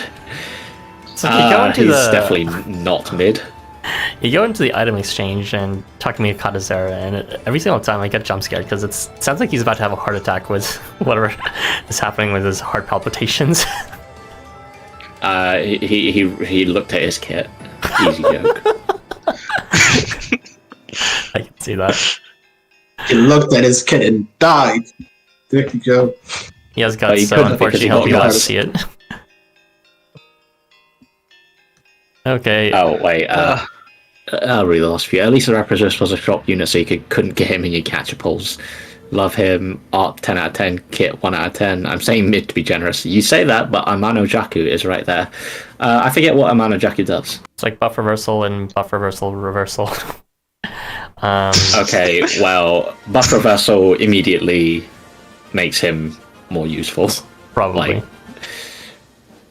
Yeah, reading over his kit real quick, this is way more useful than Takeminakata. It's no question. Why are Valentine events like slowly getting worse with both like music quality and also kit design?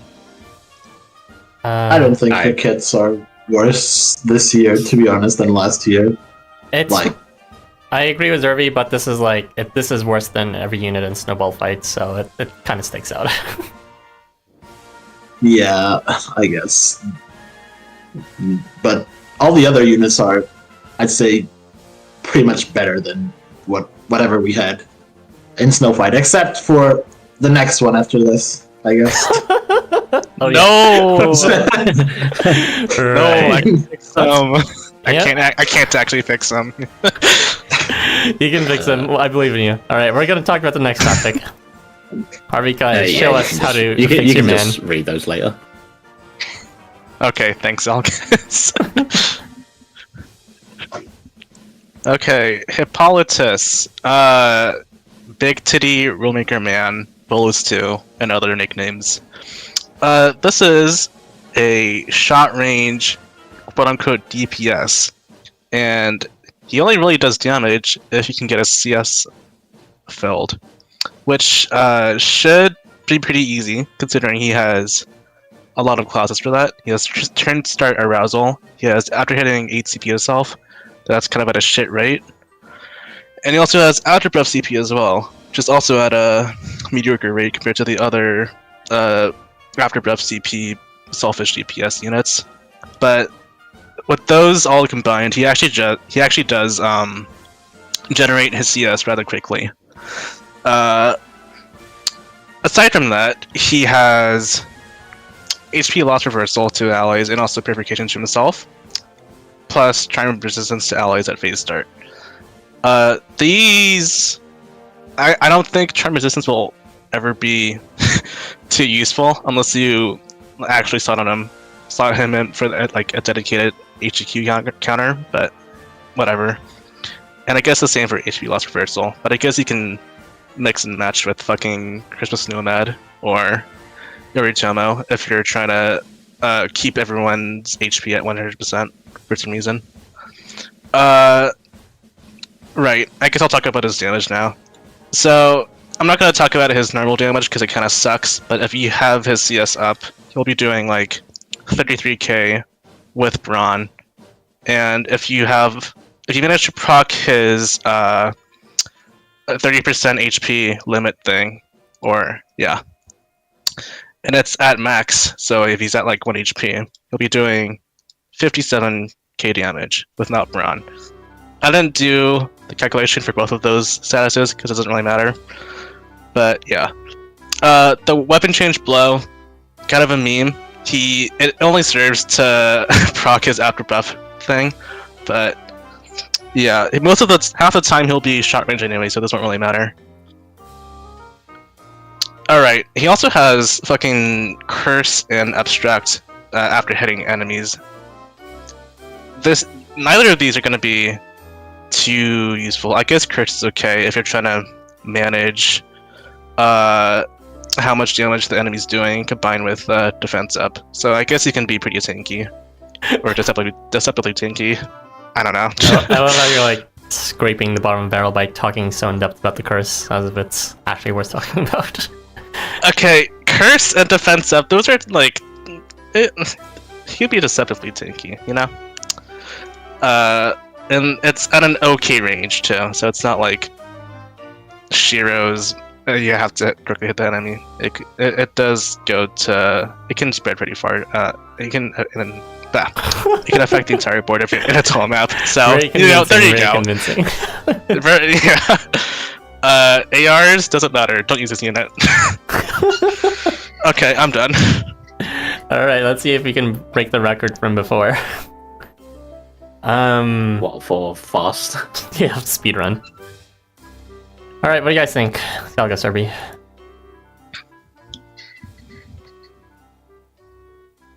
I think Pathetic. that I think that he's at least better than Takeminakata, even if not by much. I do think that that's not saying much. it's not saying much. It's still pretty shit, but he still has some reliable mitigation as on top of the mediocre damage that isn't actually refreshable, and he still charges up pretty fast. So that's not everything is incredibly bad. Although I really just like everyone else, I don't think I understand that weapon change blow, to be honest. That's so stupid. I So he could generally use his don't yaoi understand hands or something and manhandle someone in front of him. I don't understand that shit at all. Like, what does this mean? Is this supposed to be lore? It doesn't. What is this? What lore is behind this? Because there's nothing. He throttles the unit in front for NTR. I don't know. Probably. I don't know. Well, Yeah, I think this kit is not that great. I don't know why his personal buffs are when appearing. I don't know what their thought process is when they do stuff like this, because he would not be broken if they were face start. He would still be pretty mid actually, but he would be much better than it is. Oh, a comment just got held for review. Show. But yeah, it's not very impressive. It's better than Takeminakata, but that's not a high bar. I don't even know if I'd get any use out of this. I think the most unique thing is probably just constant HP loss reversal spam, but that's extremely niche. So yeah, no. It's also on his... I don't know, it's not on his 3-star. It's actually face star, and it's very sad. It's not on his 3-star, seriously.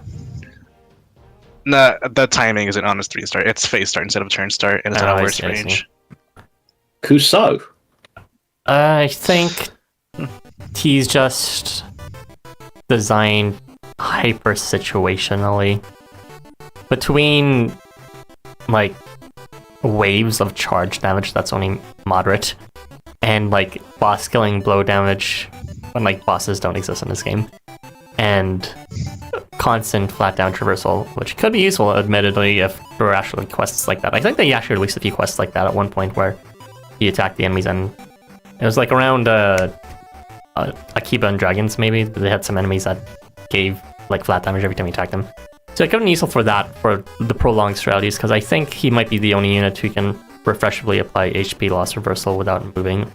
But like all these situations are extremely niche, and there's obviously other ways around you can get through it. So even in his best case, it's like he'd be only okay, and that's like those quests are still doable even without that sort of gimmick, anyways. So okay in like once a blue moon, and pretty much dead weight otherwise is not a good look for a new unit. At least he's better than Takeminakata, so I'll take this one small W. You got 1 W. He's hotter than Yuma. That's Even all that though matters. Okay. Well, not gonna argue about that. Yuma, if he was not a Discord mod. Okay, we're gonna... Shut up. Alright, you can read out the chat, RB. Where the hell did we even leave off? It was like in the middle of the Takeminakata. It was Takemi. Wait, what the heck? I do what? Okay. City Boy. Actually, they couldn't think of a better idea for him with teams. How to City Boy. I tried to think of buffers, but it's like you have to focus on moving him if he was more of someone who different required movement for some of his buffs. It could have been so much better. Okay. Anyways, OMG, it's him, Mommy Milkers. We can fill him alright. Winky face. Chat being horny as usual. Well, yeah, he deserves it. True. It's the only thing I was going from. Modern Volos if he didn't have combo. Oh, Volos is human Sona. Squish squish. Man, Hippolytus really does nothing, huh? He has uses, but his kit is spread too thin. I'll spread his whatever. Yeah. I guess he has like very specific niche uses, which makes him one step above the 4-star water unit who shall not be named anymore. But outside of that, it's like, why would you ever slot him in for reasons other than HP loss reversal?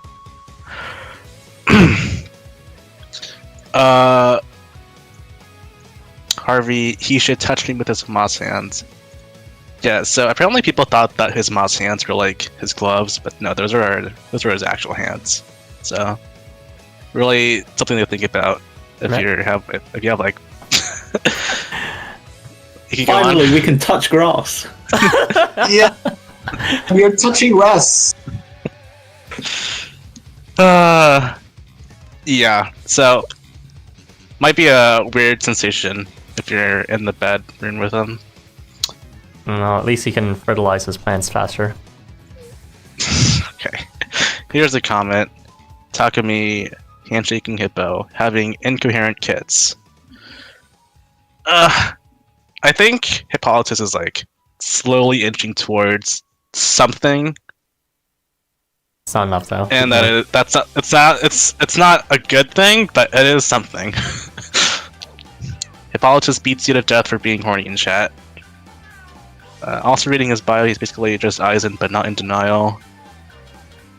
Sure. Whatever. Stop with the Yuma slander, I won't allow it. Jir is Yuma's strongest soldier. Yuma is hotter Aura, just accept it. I mean, we heard it from Harvey first. He already admitted that Hippolytus is hotter, so he's the expert. we got to refer to the experts. Sad face, I meant if he didn't require movement for his buffs, lol. I would choose Hippo over Yuma, but like just barely. You should. Yuma's artist fan art of him. Sorry, I'm speed typing because I'm... I could hurt discovering this again. And yeah, fucking open up chat window. He's I think watching the stream while he's at work again. Very cool. Oh my god. Just stupid. Don't get caught, okay? All right, thanks, Harvey. We'll move it's on. The same artist. Is it actually? Oh, that makes sense. Yeah. Wait, Okay. Yuma's drawn by Sorch, or however you say his name. Yeah, they're both despite Soch. Well, we'll call Yuma the draft and I think... Hippolytus, the actual perfected model. Yeah, I don't know why, but in my mind, Yuma's art is like strangely incomplete looking, but Hippolytus looks good. He has a very weird pose for his 3-star art. And I'm not a huge fan of it, so yeah. I think Hippolytus is just superior to Yuma in a lot of ways. They actually bothered adding shading in Hippolytus, so that's already Besides a the win. kit. Besides the kit, yeah. Maybe they added a little bit too much. Those titties are too big. I'm sorry. I do think they might be a bit too No, big. they're I not. thought they're like, was he I wearing a kind of trainer agree. bar or something? There's no way they'd stick it that much. Well, whatever. Those are his biggest assets. Leave him alone. So true. Disappointed that Aizen doesn't like him also. Okay, moving on, guys. We're done talking about his Jiggly Tilipozongas. We are now going to be talking about Taishakuten. Go ahead, Herbie. Okay, Taishakuten. He kind of has two ways you can play around him. So I'll basically start with the offensive buffer part. So basically, every phase start, he gives attack to himself and all allies in the board. So that's pretty neat. And on top of that, he also pulls all enemies by 1 square. This is guaranteed, just like Dagons, but Summer Dagons, I mean. But unlike Summer Dagons, this is actually phase start, so we can actually get it every phase. So this is much better in that regard. On top of attack up, he can also bestow Ardor at move phase end on a long slash range in front of him at a guaranteeable rate of 90%. So that's already 2 attack buffs, and that is a pretty wide range to apply these buffs. You can think of it like if you're using him like Yoritomo, basically. Like he gives vigor to everyone, and before his skill evolution, you just give limit on long slash range, but instead you have Ardor here at also a 90% rate. So that is pretty much it for the base ones, because he also has other means of improving the damage, although they are slightly more inconsistent and restrictive. He applies taunt to himself at every move phase end and the ally directly in front of him. Why does he do this? Well, it's for 2 reasons. One of them is that he also gives taunt strengthening to everyone on the board, which lasts forever and increases their damage output by 1.5. So whenever units have taunt, they're just going to deal more damage. So that's another damage increase. The other reason why he has taunt on himself and the allies as well is to force the enemies to attack him in particular. So the enemies are going to attack him, and he's going to apply rage to themselves and oppression. Rage is both an attack buff and a defense debuff at the same time. It's actually pretty high, it's 2.5 times, so that's pretty good. But the only problem is that this is when hit, so this is also going to potentially increase the damage output of the enemies, but except not really, because that oppression that he also inflicts, which are both 100%, helps mitigate the extra damage that the rage bestows on the enemy. So on phase start, he also applies oppression weakening to all enemies in the board. This is also lasts indefinitely and reduces their damage output by 0.4 times, which is exactly enough to completely nullify the attack buff from rage.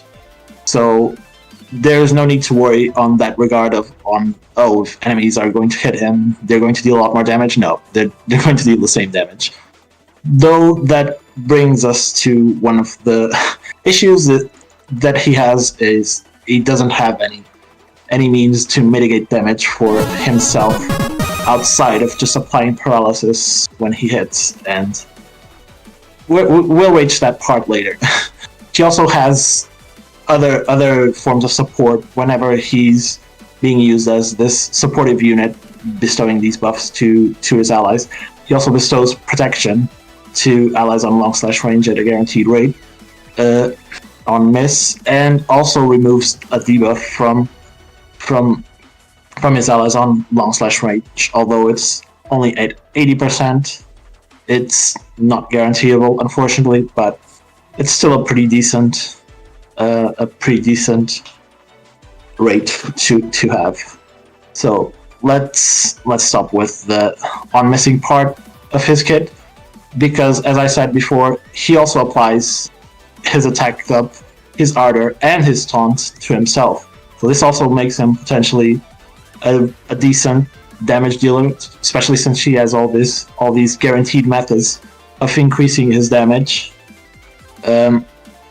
This, even though he has all these decent damage boosts, his damage isn't super high, but it's probably just enough that with a little bit of help or not, he'll probably be able to do it. It helps him deal around 13.7k, which is okay, I guess. It's not super great, but it's okay.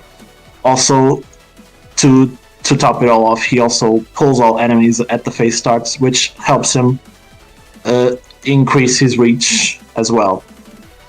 So yeah, he also has this after hitting heal effect to allies directly to his left and right, which honestly, this is worthless. I don't know why this is here. This shouldn't be here.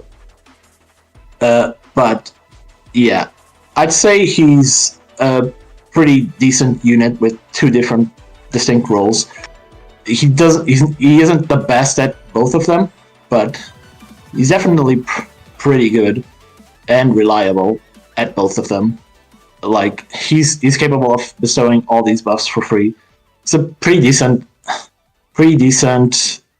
replacement for these board-wide attack buffers. Even though he's probably going to miss one unit at the first turn, since he can't really reach it.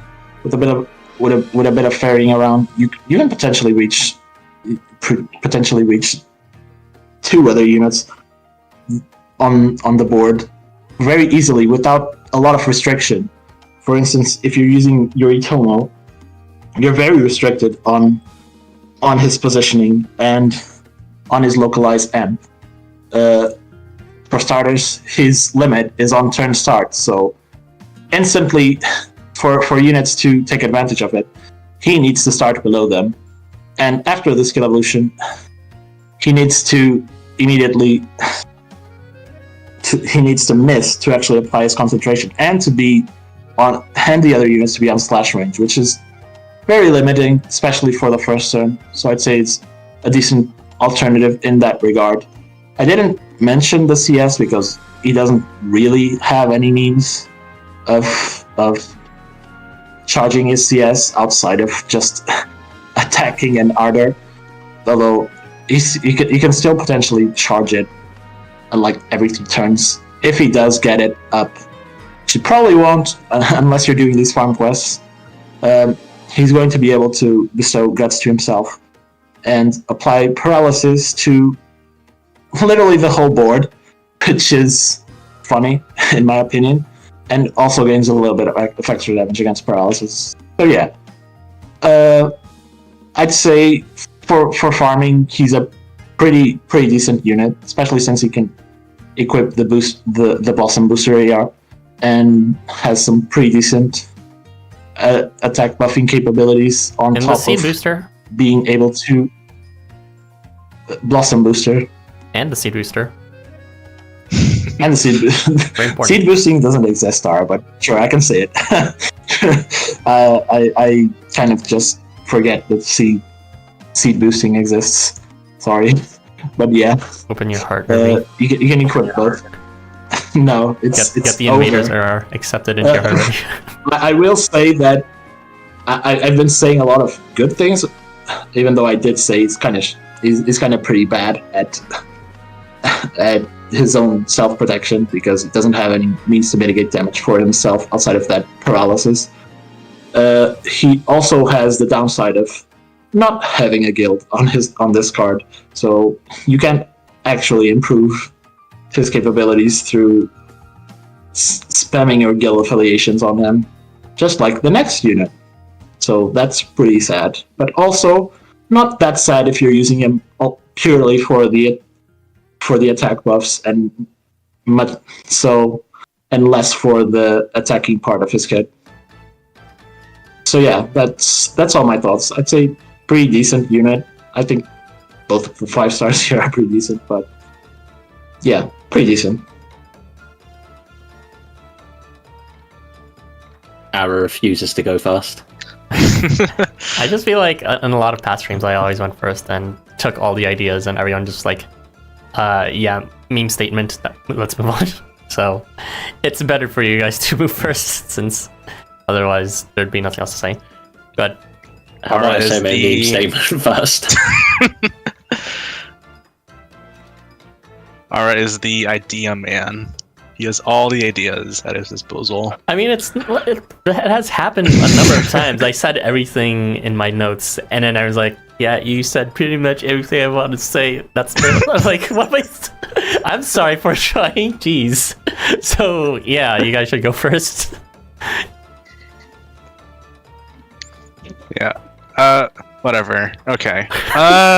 So they took away his guild, so that's pretty funny. That said, I think this is like one of the more ideal supports to take, from the support slot, because he doesn't have any awful when attacking or on miss effects if you're using him for farming. His art is at move phase end and his attack is at phase start. And the fact that support units don't benefit from guild affiliations for the first place makes them the more ideal candidate for buffing. Yeah. I think he's like actually pretty strong when it comes to the more relevant content. Maybe I should have listed him alongside the other buffers with Masanori, but well, his buffs aren't quite as high, but they're pretty easy to use. You can use him like as a weaker Yoritomo, but Taishakuten can actually do damage himself and has defensive debuffs and buffs and all that. Well, Yoritomo does too, but Yoritomo that lacks the stupid thing. Time condition of miss versus turn start or whatever it was. Yeah. But yeah, I think Taishakuten's perfectly good. He can actually do a dual role of actually being a frontliner and a backliner, and he actually does it well, unlike some other units. So, yeah, he's good. Guildless. I think he's actually a good unit. I may have had a negative impression of it at first, but when I started thinking about how he actually compares to a unit like Labe, he's actually pretty much exactly like Labe except long slash, and in some ways he's better than Labe because Labe you can't move at all, whereas Taishakuten you're able to move him around and ferry him around with no problem. To get the full amps where Labe you can't move him if you want the bigger, I believe, or was it harder? I can't even remember. Doesn't matter. But yeah, he'd be he might actually be one of the only units that's good for farming with long slash range, because every single other long slash unit is just super unreliable, or their damage isn't that good, or something like that. What's called, there was Gyuma with crit on arrival on phase start, and he had the break at a shitty 50% rate or something like that. There's Beowulf, but then you'd have to use Beowulf. And then there's units like Gordon, which is just abysmal with reliability and also with positioning. There's Kasuga, which you have to move him to get his own damage up. It's thinking on it, Taishakuten might actually be the first good long slash unit for damage deal farming. It's still a lot more situational than calm clear farming. Anti Corral? No. But yeah, I guess it maybe. worked for me. It works for you, sure. But Taishakuten's damage is just a lot greater than that, and also he's able to massively amp his allies both in terms of local damage as well as board-wide damage. So very much Labe-like in that sense. Of course, long slash damage is not going to be as relevant as calm clearing for the most, just because you can guaranteeably get all columns perfectly fine no matter what the map is with any column clear. But it's very situational to be farming with long slash units. A long slash unit won't be able to hit every unit guaranteedly, even if they do pull. They might be resistant to pulls, there might be an enemy behind them, so they can't be pulled in. And in those cases, you just need additional units to hit other units. But that's not to say that it's impossible, because it does seem like Life Wonders is intentionally designing some stages to work with long slash unit farming. And I'm happy that Taishakuten is making it more viable with Life Wonders both releasing a farm quest that can be farmed with long slash maps or long slash units, as well as what's called. I forgot what my second point is, but Taishakuten's very good. He's like Labe except long slash. So, yeah.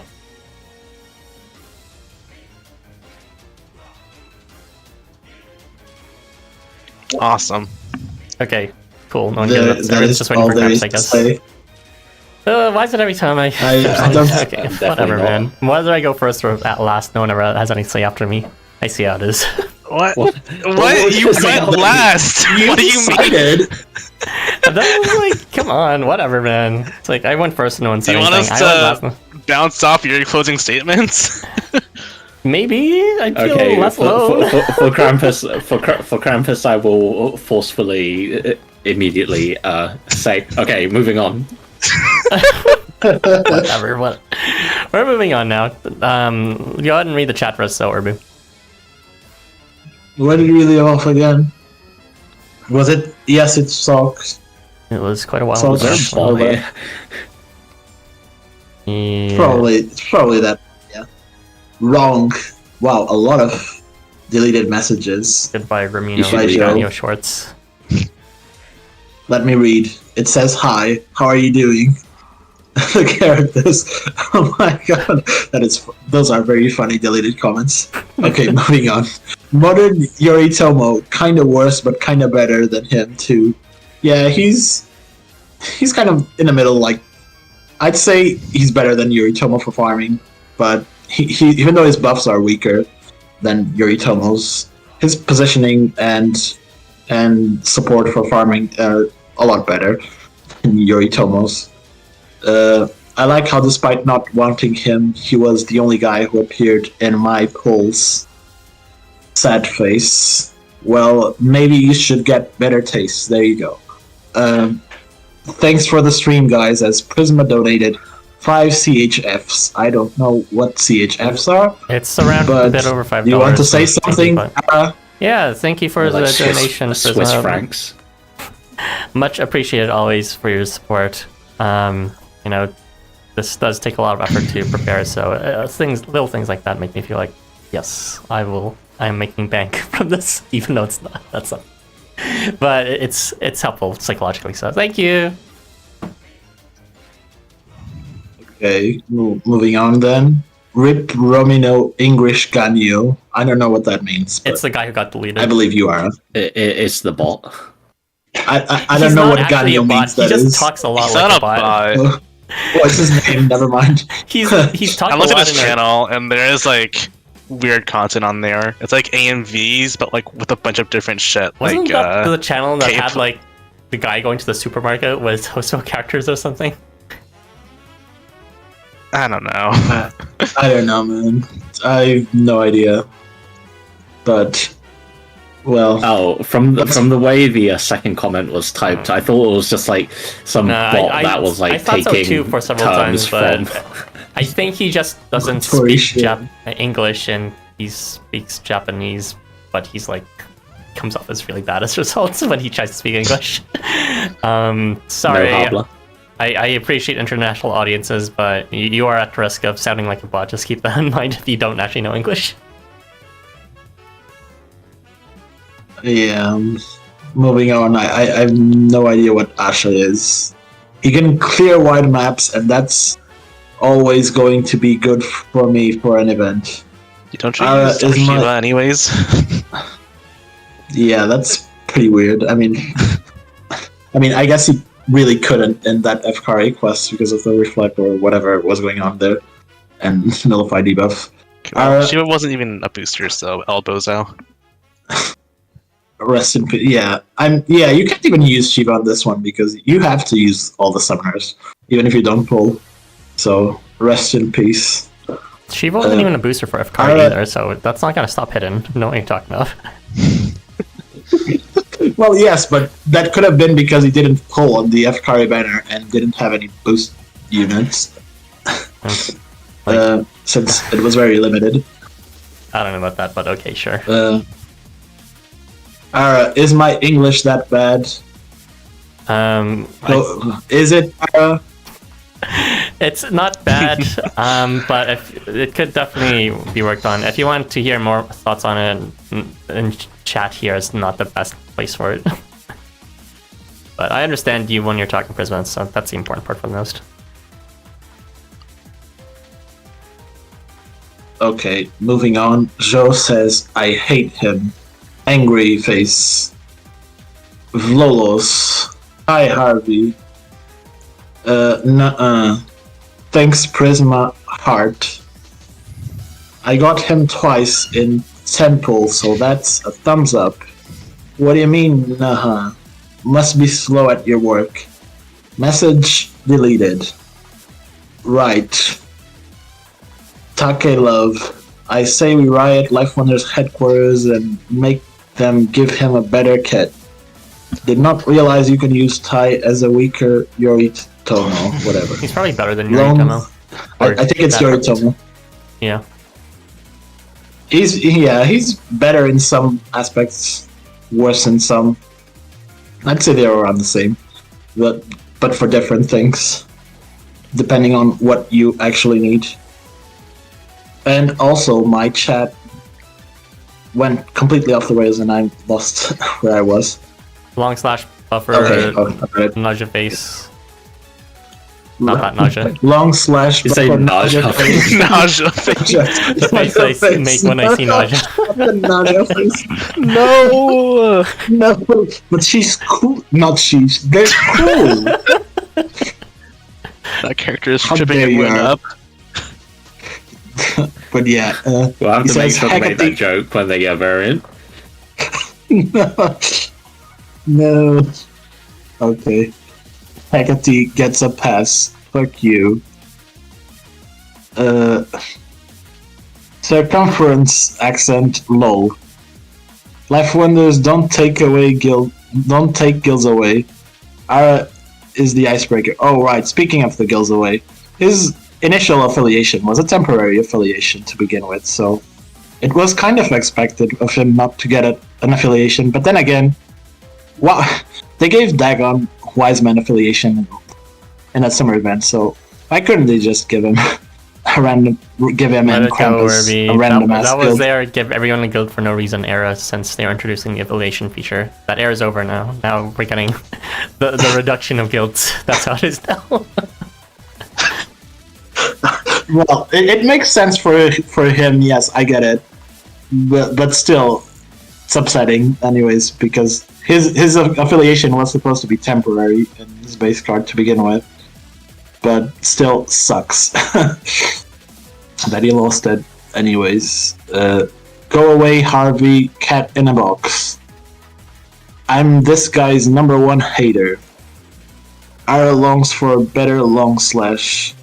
This is true. It's already here. Yeah, Taishakuten's actually a good start front. I'll agree with that. It took way too long though when we were getting reliable calm clears with 10 more billion damage, and I mean like Gordon with 50% break or some shit like that. Thank you, Taishakuten, for filling in that hole a bit. He actually hits a lot harder than I thought he would, and they actually made maps with long slash in mind for these quests. Yes, they did. How long has it been since we got a long slash farm quest? Since I've carried too. Oh, right. Gordon was not that long. Definitely something. I don't know. It just feels like it's been a while. Not Oscar. There was Otter with his bees or whatever it was. I don't even remember. But they didn't have a long slash farm quest, I think. Did it not? They were all vertical. They were all vertical. Yes, because it was Gangly and... Oh, I see. And that's and true. Ulan. Otter yeah. truly is dead. The Otter died before it existed.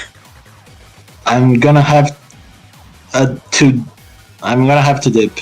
I'll watch the rest of the stream later. See you guys. Yeah, John. John, bye.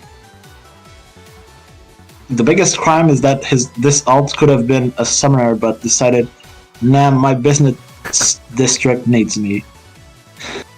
Hope the new affiliations will give Guildless one. Yeah, honestly, this is kind of like a tiny piece of hope. Like, they're adding units without a guild because they're thinking about giving units without a guild something, but I'm pretty sure they said I something don't like want that. to believe that too hard. I'm pretty sure they said that within their anniversary promises somewhere near the bottom. They're just Yeah. like, we're gonna give affiliations to I think that's a people without lot it. better than. I think that would be a lot better than just give everyone some random ass guild like they did in with fucking Dagon saying where's my affiliation. I do. Very funny. As a side note, if they release non-guild affiliations, there's a chance that they don't have the same buffs. And I remember in the data mine, when this stuff was first being discovered, for the buffs, all of them were data mined that we know of are available today, except for one of them, which was there was this guild buff. Well, maybe not a guild buff. It was an affiliation buff that it looked like it would extend units' movements, which was pretty interesting. So maybe we'll get stuff like that whenever they introduce non-guild affiliations. We'll see, though. That sounds like it'd be completely game breaking. Yeah, I mean, the amount of guildless units are probably higher than the amount of units of any particular guild, so it would instantly make it better to invest on unaffiliated units for most of the cases, but we'll have to see. The biggest crime... Okay, we already went through this. Oh no, don't tell me Krampus is going to be bad. Pensive, I want to pull for him. Well, he's not bad. He's pretty good. I think both 5 stars are winners in this banner, at least. Second favorite, they win, but without a guild. That's what I meant. Unfortunate. That's unfortunate. Second favorite character on banner, next to Takeminakata. Love emoji. Maybe you should tell your ugly husbands to stop invading my polls. Angry face. Is that directed at me? Wow, rude. May should stop giving bot energy. Gotta get the popcorn ready for this kindergarten fight. I feel like Joe Only was saying that Takeminakata as the biggest NPC among us. No. Among Us. No. Not the Among Us. Stop. Not in 2024. Let it go. We have a deleted message. Actually, don't need to use Shiva for this banner. The units that are rated up actually kill things. Yeah, the summoners. Thank goodness all the summoners are pretty good. And even if they weren't, you could just use affiliations to begin with. Me. Taishakuten, Home clean right just a now friend. is fucking an unbuffed Ryota. Oh, and also fucking Shiro when Ryota feels is bigger. Regular Shiro. Oh, right. Oh, wait. I remember you saying on the first stream, how the fuck was Shiro generating CP? And then I forgot to say it, but he does have some very big CP charge on phase start, and that's why. Does he? Oh, wow. That's I actually right. forgot about that Yeah, completely. yeah. It's funny. It's only on his 4-star. I think it's on his 4-star. It's a large chunk of CP. On his 3-star, it's he also gets CP, but I don't remember how it's a little different. I don't think it's to himself or it's on move or something like that. I don't. Whatever, man. The Shiro. It's- Who cares? It's just like I'll never use this unit again after this midst. Yeah. True. With heavy masculine benefits, very doozy drunk emoji or whatever that is. What? Taishakuten is awful. She's long/weapon range, so she's dead on arrival. Well, that is just very untrue. Surtr is still relevant in my heart, so kiss emoji. That is also very untrue. I want. that is. I mean, he said it in his heart, so it's true, I guess. Who are we to judge? I want chubby benefits. I thought every guild affiliation would have at least one ability that was different from the others, to be honest. Yeah, that Honestly, would I be thought nice. that was going to be the case, but if it's like this, it's kind of boring, but it's a little bit more balanced, I guess. Or fair, yeah. Even though it's not actually balanced for the units without affiliations, but still. Could do something like give every guild a unique perk, but nothing that's stackable or hyper busted. Yeah, they could have made like the three of the buffs we currently have, and like make the skill rate up be a variable buff or something like that. Like one guild would have the skill rate up thing, the other guild would have something else. Give the I don't know, group spirit strengthening or the Gonglei synergy. Additional 5 CPs to all allies on board. But yeah. Ara Among Us sus. Bathroom girl emoji. Hidden Wall, maybe guilds get the same buffs, but other affiliations unique could be stronger. Yeah, we don't know how the other affiliations are going to work. I hope it actually happens this year, and it isn't delayed for the next year like affiliations were. So I'm gonna be really mad if like the Hekenshi get blessing strengthening and it's bad. That would be terrible, actually. It would be thematically bad. I hope viral it would not be a blessing. Give them like a 10% activation rate bonus to fix Masanori's trash 70% attack up.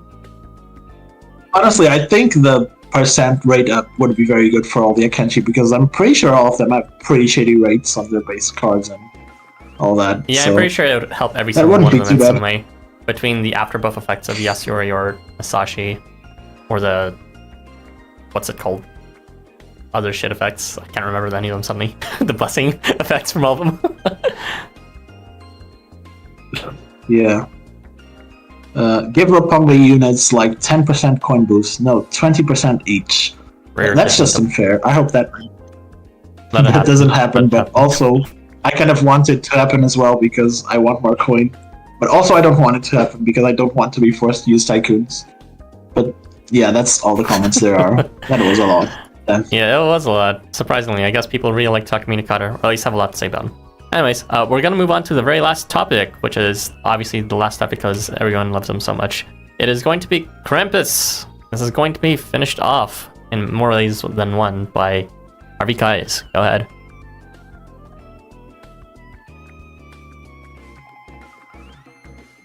Harvey?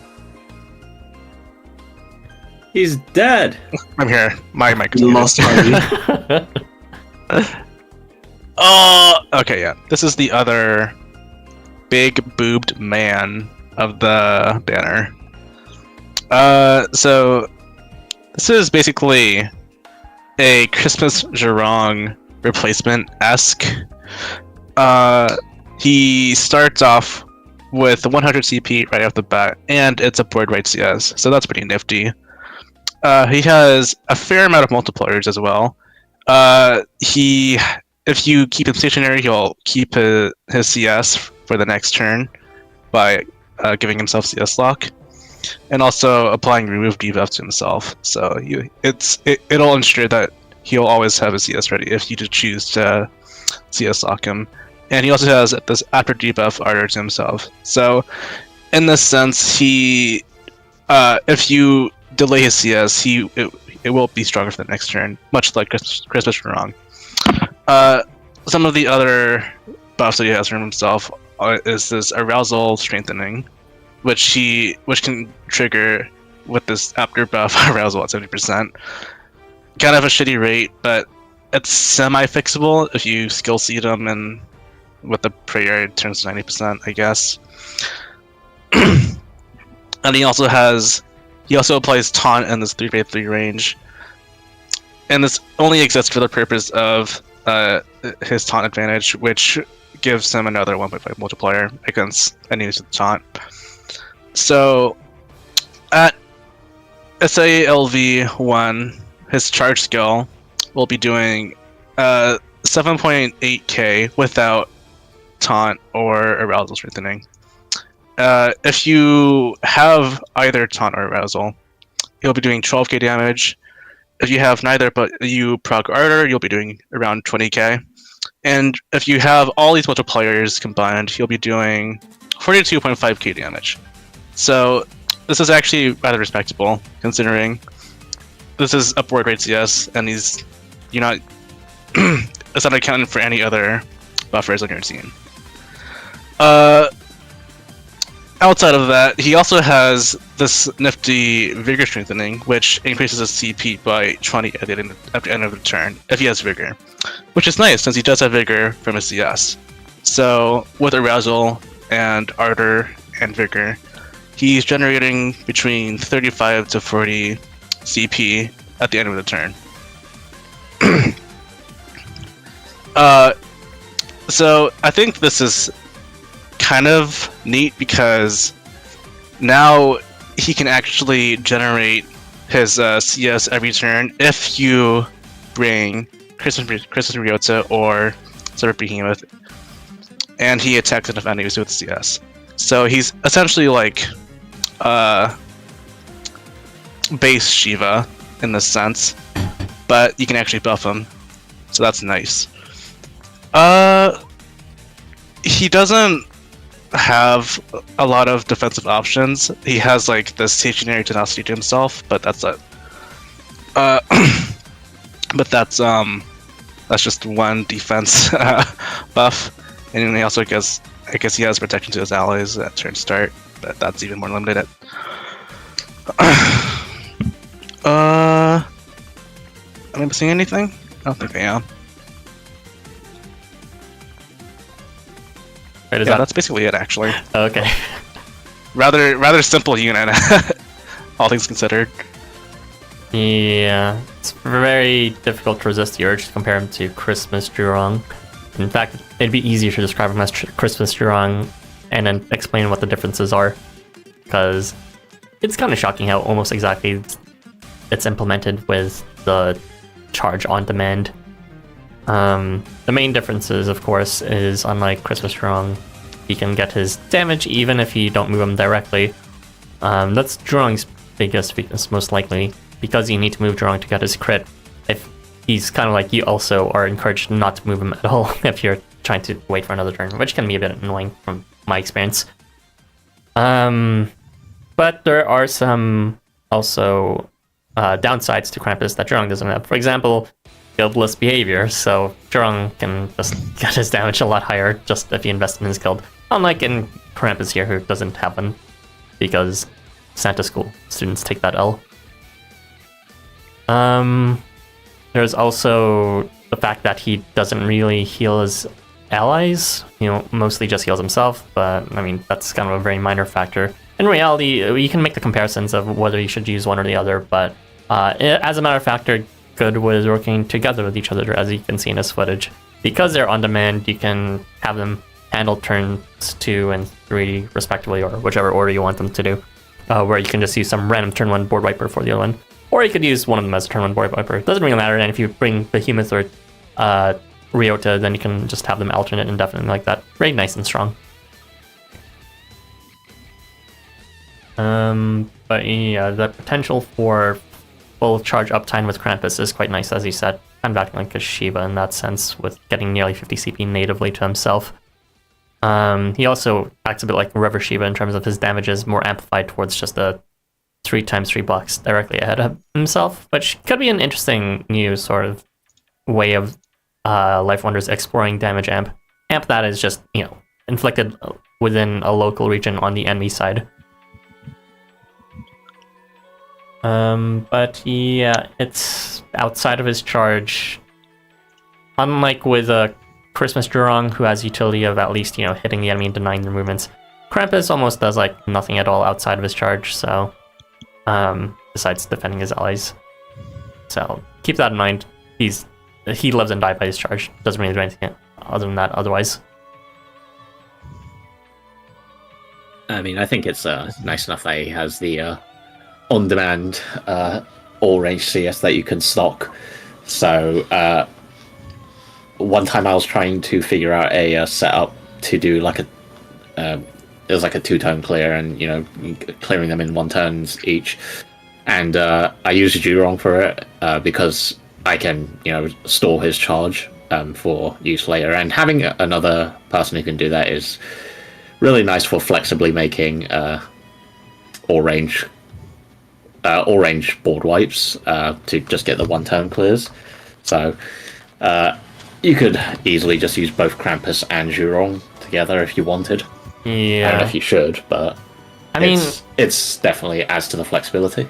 I think Krampus's existence makes Jurong stronger in a way, because Jurong's best strength was these 1-2-3 board wipe setups, but like 1-2-3 board wipe setups essentially didn't really even exist even with Christmas Strong, because there was no one else he can really partner with besides someone handling turn 1. So just having someone else who can do exactly what he does makes it more viable to actually have something going off in the third and second turn. So yeah, them together make each other stronger. It's not a selfish world. In fact, there is cooperation in this world after all. Okay, moving on. Oh wait, Obi didn't say anything. Obi! I will say that he is very good, and that is it. Yeah. This is... Honestly, there's not much to say. I started in the middle too, and no one said anything after. Everything was said. Everything was already said. Like, even more than what I had prepared to say about him, so... There's not much here. He's a very simple unit. You're the one who to actually use got him, and right? to understand. And you actually have dupes of him. Anything you want to tell us about your personal Yeah, I experience do. with him? I mean, yes, big very damage. good damage. That's all I can say. Is super big meaty scaly SA is very good. If you get dupes of him, he's gonna be dealing very good damage. So, not a bad investment if you were Krampus stan. Watching the R footage, and I just saw Jurong and Krampus kill that wolf mob through evasion, so I guess it counts for something. It's partly because Jurong has flat damage on his charge, and also because of how did Krampus even do his damage? Did he have like spear or something? I'm probably spear or some shit like that. It's pretty rad though. I'm I not pretend I do seeing not no see spirit. Okay, that was a lot faster than I expected to be, but what can you do when it's literally just a unit we talked about before, but with slight differences? I guess there's one thing we do with him differently. You can get the Ardor up instantly if you really want, if you debuff him in some other way. He does not need to get Ardor just through waiting. He can also get it through being debuffed in alternative means, even mid-charge if the enemy inflicts a debuff on their head. It can be helpful in that sense. But yeah, that's pretty much it for Krampus. So read out the chat, Harvey. Kite. Also, just give him Ardor by giving him Ardor with another no, unit. it's too Usually powerful. Too powerful.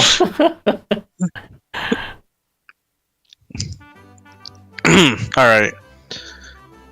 Krampus also sounds good, but Jurong is a little better due to the expansion of horizontal movement. Yeah, I think Jurong's just better because you can use guild affiliations with them.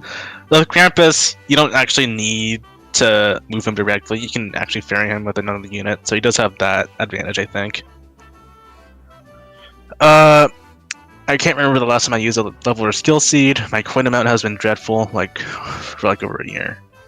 Wow. Yeah, coin is at an all-time low, I think, right now. Very unfortunate. I need 100 million coin right now to use the level seeds and skill seeds that I have in my inbox. It's been a while since we got a coin campaign. Very. Right? It was literally last time, this time last year we got a coin campaign, wasn't it? Didn't we have a date campaign? Didn't that count as a coin campaign? Yeah, that happened around this period of time, didn't it? Yeah. Oh, did it? That was May or something. I don't know. Been a while. Too long. Wait. Same difference. Krampus! Yay! I didn't get him. I'm so mad. Unlucky. Cram Gus. Sentai's biggest fanboy. I don't know what that emoji is. That was Good. Sad the speaker. It's very weird.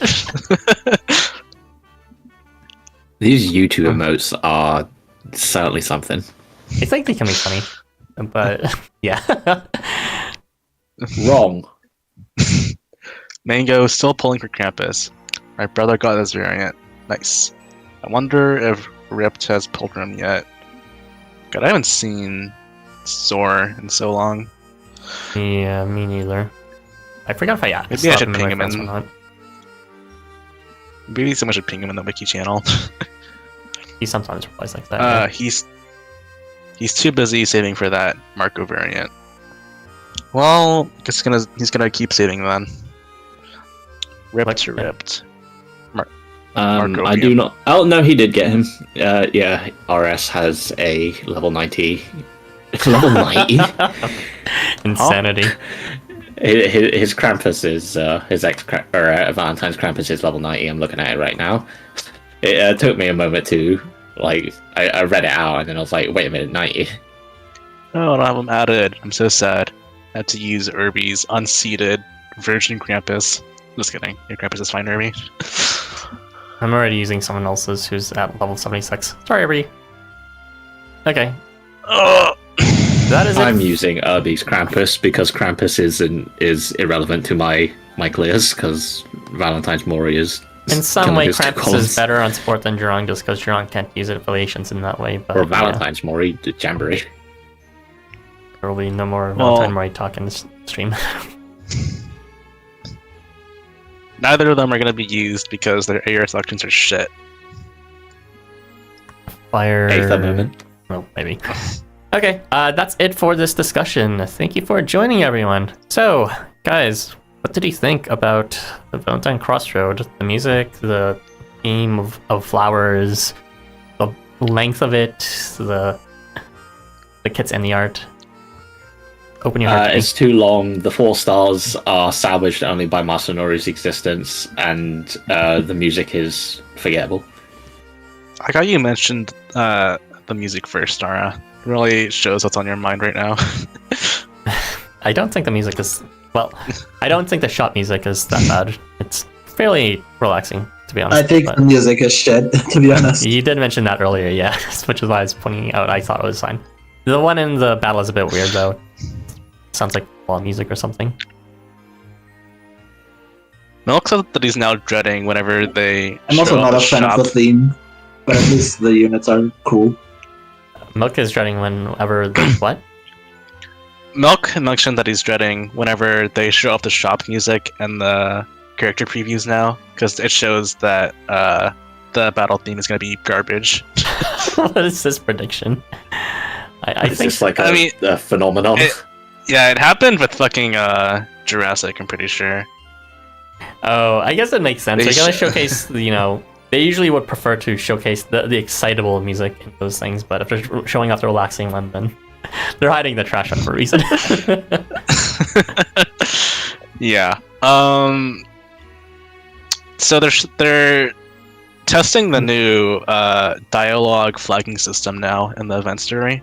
So I've heard your choices will actually kind of matter in a way now. So we'll see how that's gonna. Technology is finally here.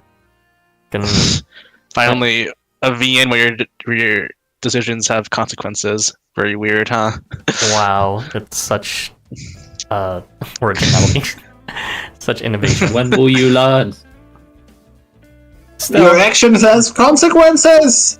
It'll be nice though to actually have consequences rather than these pseudo, 3 choices are actually just one sentence in a row that we all say them apparently, but only sometimes. And you can't tell which is which. How do I get the? They're not supposed to be big consequences to begin with, but it's nice that they're there, I guess. Option C may no longer be canon. Very sad. Oh. I need to get the sub ending. I heard or that possibly the 9th ending. Okay, 999 references are a bit out there. I think Hippolytus could be interesting. I'm like actually interested if it's gonna be like an NTR ending versus the true love ending. Maybe that's just me expecting the worst because of his scene, but who knows? I like Hippolytus, but I don't know what they're going with this whole concept. So bizarre to make a character whole personality, bio, everything about MTR. So weird. Why? Because he worships Artemis, who is like chaste and looks down on sex. A prude. He had a vow of chastity for Diana/Artemis. So yeah, Hippolytus is a weird case because it's like they design him to be as having the largest fucking bazongas as possible, making him really hot. And it's like, I'm actually ace, so what are you supposed to reply to that? Well, you can look, but he's not ace. He's just he's not ace. He's just very chaste. He's not ace. He just doesn't do sex at all. He is celibate, as they say. That's not okay. So are you saying he has sexual feelings, but then he's like, but I won't? Are you saying maybe? I mean, the event's untranslated. I haven't read anything about it, so I just know like a fair amount about the myths. Isn't there a term for that already? It's that like he originated from. Fucking well, unintentional. No. Celibate. Incel is like if you're unintentional, voluntary celibate, so it's like. But he's the opposite. He'd be like voluntarily celibate. He's voluntarily celibate. He can get all the pussy he wants, but he's like, my dick's too good for this. Well, he hasn't really expressed interest in romance yet, but I don't think he's met MC yet, so we'll see how that goes. True. Well, they've been more consistent with some writing for some characters. Like, for example, with Aizen, you play his special quest in Jamboree, and he's just like, he's not into you. He's like, oh, we're gonna do this as friends, and just this one time, okay, bye. And there's no sex. And same thing for Kirito's special quest on Valentine's. He was just like, I'm gonna fucking kill you. Oh, you got chocolates? Okay, I won't kill you this time. It's like, it's getting slightly more consistent now. So they might do the same thing with Hippolytus, where it's like, oh, thank you for these chocolates. Then he pulls a Kengo Valentine's one. It's like, well, bye now.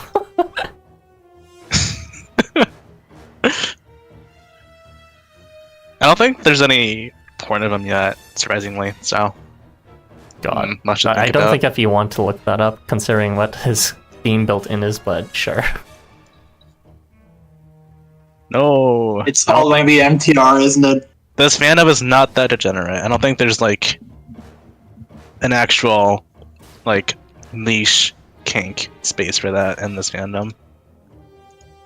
Hey, you don't know. Maybe in Japan. I'm sure I would have seen it by now. I like how this discussion, after talk discussion, has just completely morphed into talking just about Hippolytus. He's like the only person we're talking about. Let's I be mean, real. he's the new unit, so. I mean, Do we have any Krampus fans in this call? It's kind of That's what I shocking. thought. It's like all the Krampus fans were just dipped during this event. I remember there being so much, and I can see there's quite a few in chat anyways, based on the vote, but at least when the event first dropped, there was like almost zero fanfare from what I could tell with Krampus. It was kind of surprising. What? I can't believe you meshed Takemi and Hippolytus together, and they're still losing. I knew what I was doing by Very putting them sad. together. Oh, I actually voted for that one. Me too. Damn, Wah. the true pros here. I didn't actually Soldiers. expect Hippolytus mainly to lose that hard. Oh, they're cute, but maybe after hearing us talk about them and also hyping up Taishakuten, they change their minds. Who knows? I don't know. I don't think anyone cares about Taishakuten is Kid winning Sara. by 2%. That's true.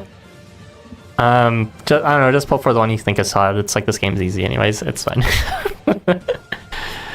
But yeah, I think we can close off the stream then if no one has anything else to say. Yeah, thanks for joining everyone. There will be a video for the topics that was just covered. My own personal analysis on it later. Usually I get it done earlier, but I was just like not feeling these units at all. So maybe tomorrow, maybe the day after, we'll see. And then the challenge quest stuff will happen near the end of the event. But I think those are the only 2 pieces of content for a while. So this is gonna be a long dead period otherwise, with like 3 weeks, 4 weeks of this event. So hope you have another hobby. 30 days. Oh god, 30 days. It's like 4 weeks or basically 29 days right now.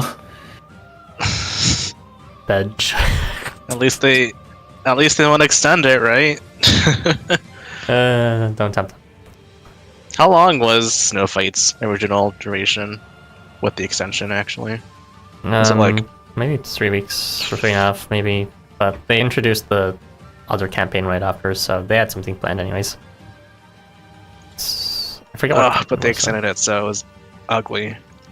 Yeah. Okay, it's time to go into hibernation for the next 3 or 4 weeks. Thanks for joining, everyone. Hope you enjoyed the stream and learned something new. For those that are still pulling, good luck, and we will catch you some other day. Ara, show demands you read the chat. Do I have to? I haven't. Okay, fine. Good night, everyone. Was that the last one? Okay, good stream. Bye. You need to save for new semester chapter banner depending on the life runners assigning trends. Oh yeah, that's important. I forgot to mention this. Part of the reason why I'm not enthused, I think some of the units are good, like Taishakuten and other 5-star Krampus. It's just that these semesters are around the corner, and they usually have some fantastic units. Like last year we got Oscar, so it's like there's a much higher incentive to save for at this point, especially when all the units right now kind of already exist in some form from existing units. New semester generally What if brings something. Baphomet breaks the game? Well, that would be Leanne and Chi too, I guess. People being forced to use some Crushes woman. Crushes the game under her booba. Sure. As if he wasn't really doing that.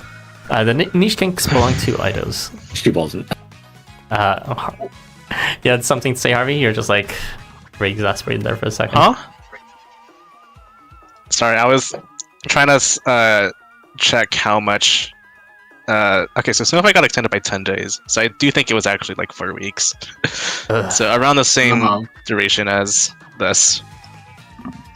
It's time to find a new hobby. Gross.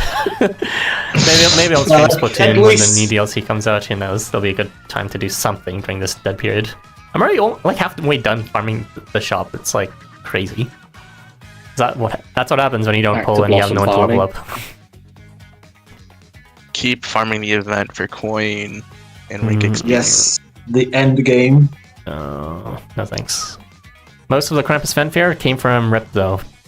I Maybe, disagree. but... Hammy existed. Oh yeah, Hammy was there too, and then he died. And then now his spiritual successor, Hammy 2, aka Banko's here. I think he was into him too, but I'm not even sure if he got him or not, but he probably didn't. Oh well. Good luck. Mango, if you're watching this some other time. Same as Melzine and Mary, read the chat. Yay, bye. Michael and Matras are new transients added in chapter 15. I'm looking forward to that coming soon. So, new semester is usually side by side with the new chapter, so pretty cool. When you get more money, if target is Babylon, instantly kill. If target is Genocider, instantly kill. That would be funny. Maybe that's why Surtr got a shit skill evolution, because they're coming. They're coming soon. When you say that, but like Algernon was like not even a good counter to Azathoth. Yeah, but he got him out. That's what mattered, I guess. Whatever. Him out. That's. Anyways, I'm interested in Michael and Matras kit. They're probably the most important in terms of story that still have not gotten the kit.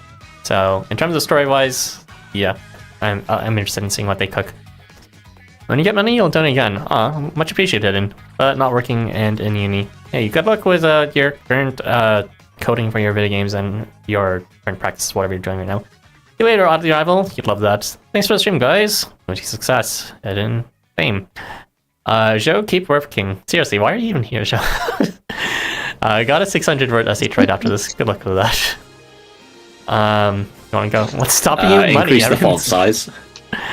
Okay, we're out of here. On 3, everyone. 1, 2, 3. Bye. Bye.